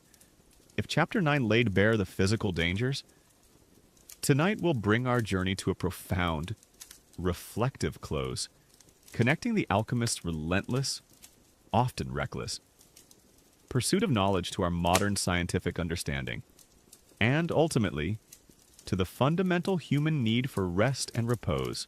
We're going to explore the stark, often humbling, reality of resting from the reagents. A scientist's gentle sleep, contemplating how the extreme efforts and profound suffering of these ancient seekers underscore the value of precision, safety, and ultimately, the restorative power of a quiet mind, transforming their chaotic endeavors into a poignant reminder that even the most ambitious scientific quest must eventually yield to the gentle embrace of sleep, and revealing a chilling truth that the ultimate lesson from the disturbing world of alchemists might just be the universal human need for calm, for stillness, and for the profound, healing embrace of a quiet, uninterrupted sleep, making every moment of peace a testament to our evolution and every restful breath a silent triumph over the ancient, internal battles waged within us all. Imagine yourself, now, a modern individual, perhaps lying in your own comfortable bed, the gentle hum of your fan a soothing counterpoint to the quiet night, far from the chaotic laboratories and psychological extremes of the alchemical age. You are safe, secure, and preparing for the deep, restorative sleep that eluded so many of those desperate seekers. This is not the exhausted collapse of an alchemist after days of sleepless vigil over a simmering retort, a harsh reality we encountered in the alchemist's madness in Chapter 6, nor the constant vigilance against explosions or poisoning. This is profound peace, a luxury purchased by millennia of human striving, a luxury denied to many for centuries. Consider yourself a contemplative scientist, reflecting on the vast chasm between the alchemist's crude, dangerous methods and the precise, safety-driven protocols of modern chemistry, recognizing that their suffering inadvertently paved the way for the very tranquility you now enjoy, illustrating the profound historical journey from chaos to calm, or perhaps a dreaming mind, wandering through the vast landscapes of scientific discovery, understanding that the ancient, obsessive pursuit of ultimate truth, however misguided, was a necessary, if terrifying, step on humanity's long path toward genuine understanding, which now allows for the quiet contemplation and secure rest that were once impossible.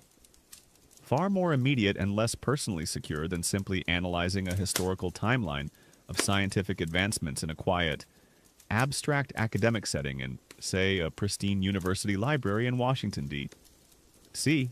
The gentle whispers of your own breath, once a simple biological function, now seem imbued with a subtle, profound resonance of historical struggle and enduring human resilience, thick with the silent echoes of those whose lives were defined by constant experimentation, both external and internal. This is the pervasive, often profoundly humbling, reality of resting from the reagents. A scientist's gentle sleep, where the extreme lives of ancient alchemists provide a powerful backdrop for appreciating the quiet, often unacknowledged, comforts of modern rest, transforming every peaceful moment into a silent celebration of human progress, and revealing a chilling truth that the ultimate symbols of modern comfort and personal well-being are often directly tied to the unacknowledged. Agonizing struggle to escape the very chaos and terror that defined medieval scientific pursuit, We've journeyed through the disturbing world of alchemists and their experiments, from their elusive quests for immortality and gold, through the grotesque methods of creating artificial life, to the unsanitary and toxic conditions of their labs, the madness born of isolation and poisoning, and the ever-present threat of persecution. We've even seen their surprising, often accidental contributions to the very foundations of modern chemistry. Now, as our long journey concludes, let's take a moment to reflect on these extreme figures and what their brutal, desperate pursuit can tell us about ourselves, about the nature of scientific progress, and about the profound importance of the very thing we seek tonight: rest. This final chapter, resting from the reagents. A scientist's gentle sleep brings us full circle from the ultimate expression of human ambition and reckless experimentation to the fundamental human need for peace and recuperation. A common historical truth is that the transition from alchemy to modern chemistry was marked not only by a shift in theoretical understanding, but also by the gradual adoption of more precise measurements, controlled experimental conditions, and a growing awareness of laboratory safety, a direct contrast to the often chaotic, unsanitary, and highly dangerous practices of many historical alchemists who lacked knowledge of toxicology and proper ventilation. Historians still widely debate the precise moments or figures that definitively marked the separation of chemistry from alchemy, and whether the shift was a clear, revolutionary break or a more gradual evolution driven by empirical observation and the increasing rejection of mystical interpretations in favor of reproducible results. Imagine yourself, then, a modern chemist, meticulously preparing an experiment in a brightly lit laboratory in, say, a bustling research park in Cambridge, Massachusetts. You weigh your reagents to the milligram, work under a powerful fume hood that whisks away noxious vapors, wear protective gloves and safety glasses, and have emergency showers and eye wash stations readily available. Every step is precise, every chemical hazard understood, every safety protocol followed. This meticulous attention to detail and safety is a direct counterpoint to the alchemist's chaotic and perilous environment. It represents centuries of accumulated knowledge and hard-won lessons, many of them learned the hard way by the alchemists themselves. The alchemists, in their extreme pursuit, force us to confront the very definition of scientific progress.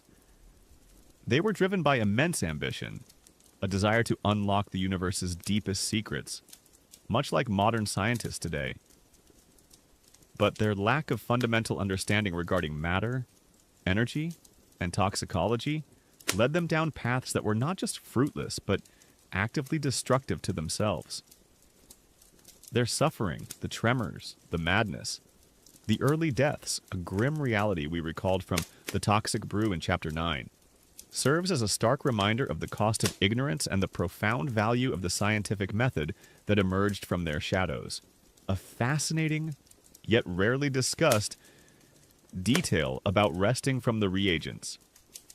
A scientist's gentle sleep is the curious phenomenon of the alchemist's final sleep, where, beyond the physical exhaustion and poisoning, the relentless, often futile pursuit of ultimate knowledge, combined with social isolation and constant fear of persecution, led many alchemists to a profound mental and spiritual depletion, rendering their eventual collapse into sleep or even death not merely a physiological need, but a deeply personal, clandestine act of surrender to the insurmountable complexities of their quest and a silent, unspoken acknowledgement of the human desire for ultimate peace after profound, prolonged struggle, transforming a mundane biological function into a poignant, almost desperate form of liberation.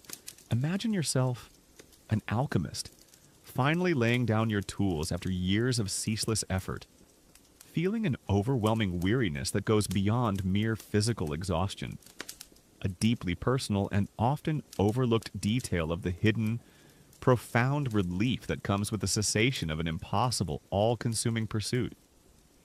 It truly sucked to be that tired all the time. The alchemist's story is a testament to humanity's unyielding curiosity.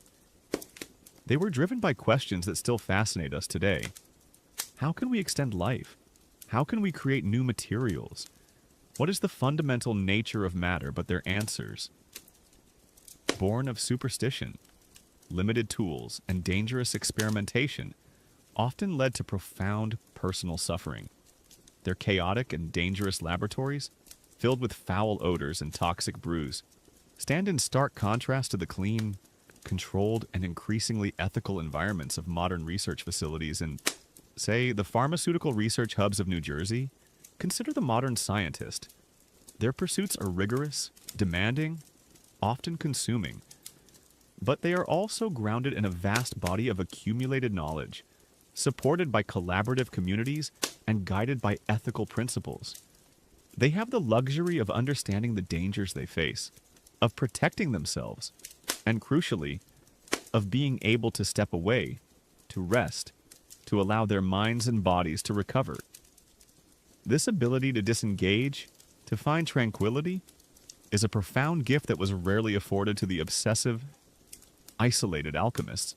Historians and philosophers of science still widely debate the ethical responsibilities of early scientific practitioners in light of their limited knowledge and the profound dangers inherent in their experiments, and whether their pursuit of radical transformation justified the personal risks and potential harm to themselves or others. Given the nascent state of scientific understanding and the absence of formal ethical guidelines, as we conclude our journey into the disturbing world of alchemists and their experiments, let their extreme lives serve as a backdrop against which to truly appreciate your own moment of peace. The comfort of your bed, the silence of the night, the profound simplicity of closing your eyes and drifting into sleep. These are not small things. They are the hard-won victories of human progress, the culmination of centuries of struggle against chaos, discomfort, and disease. A journey in which even the most misguided pursuits sometimes left behind fragments of truth.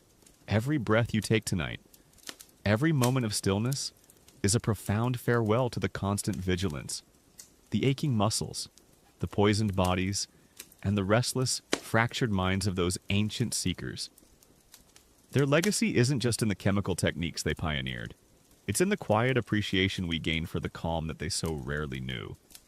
Their relentless pursuit, however disturbing, laid some of the earliest stones on the path that eventually led to a world where science can thrive, safely and openly, and where a scientist can, at the end of a long day, truly find a gentle sleep.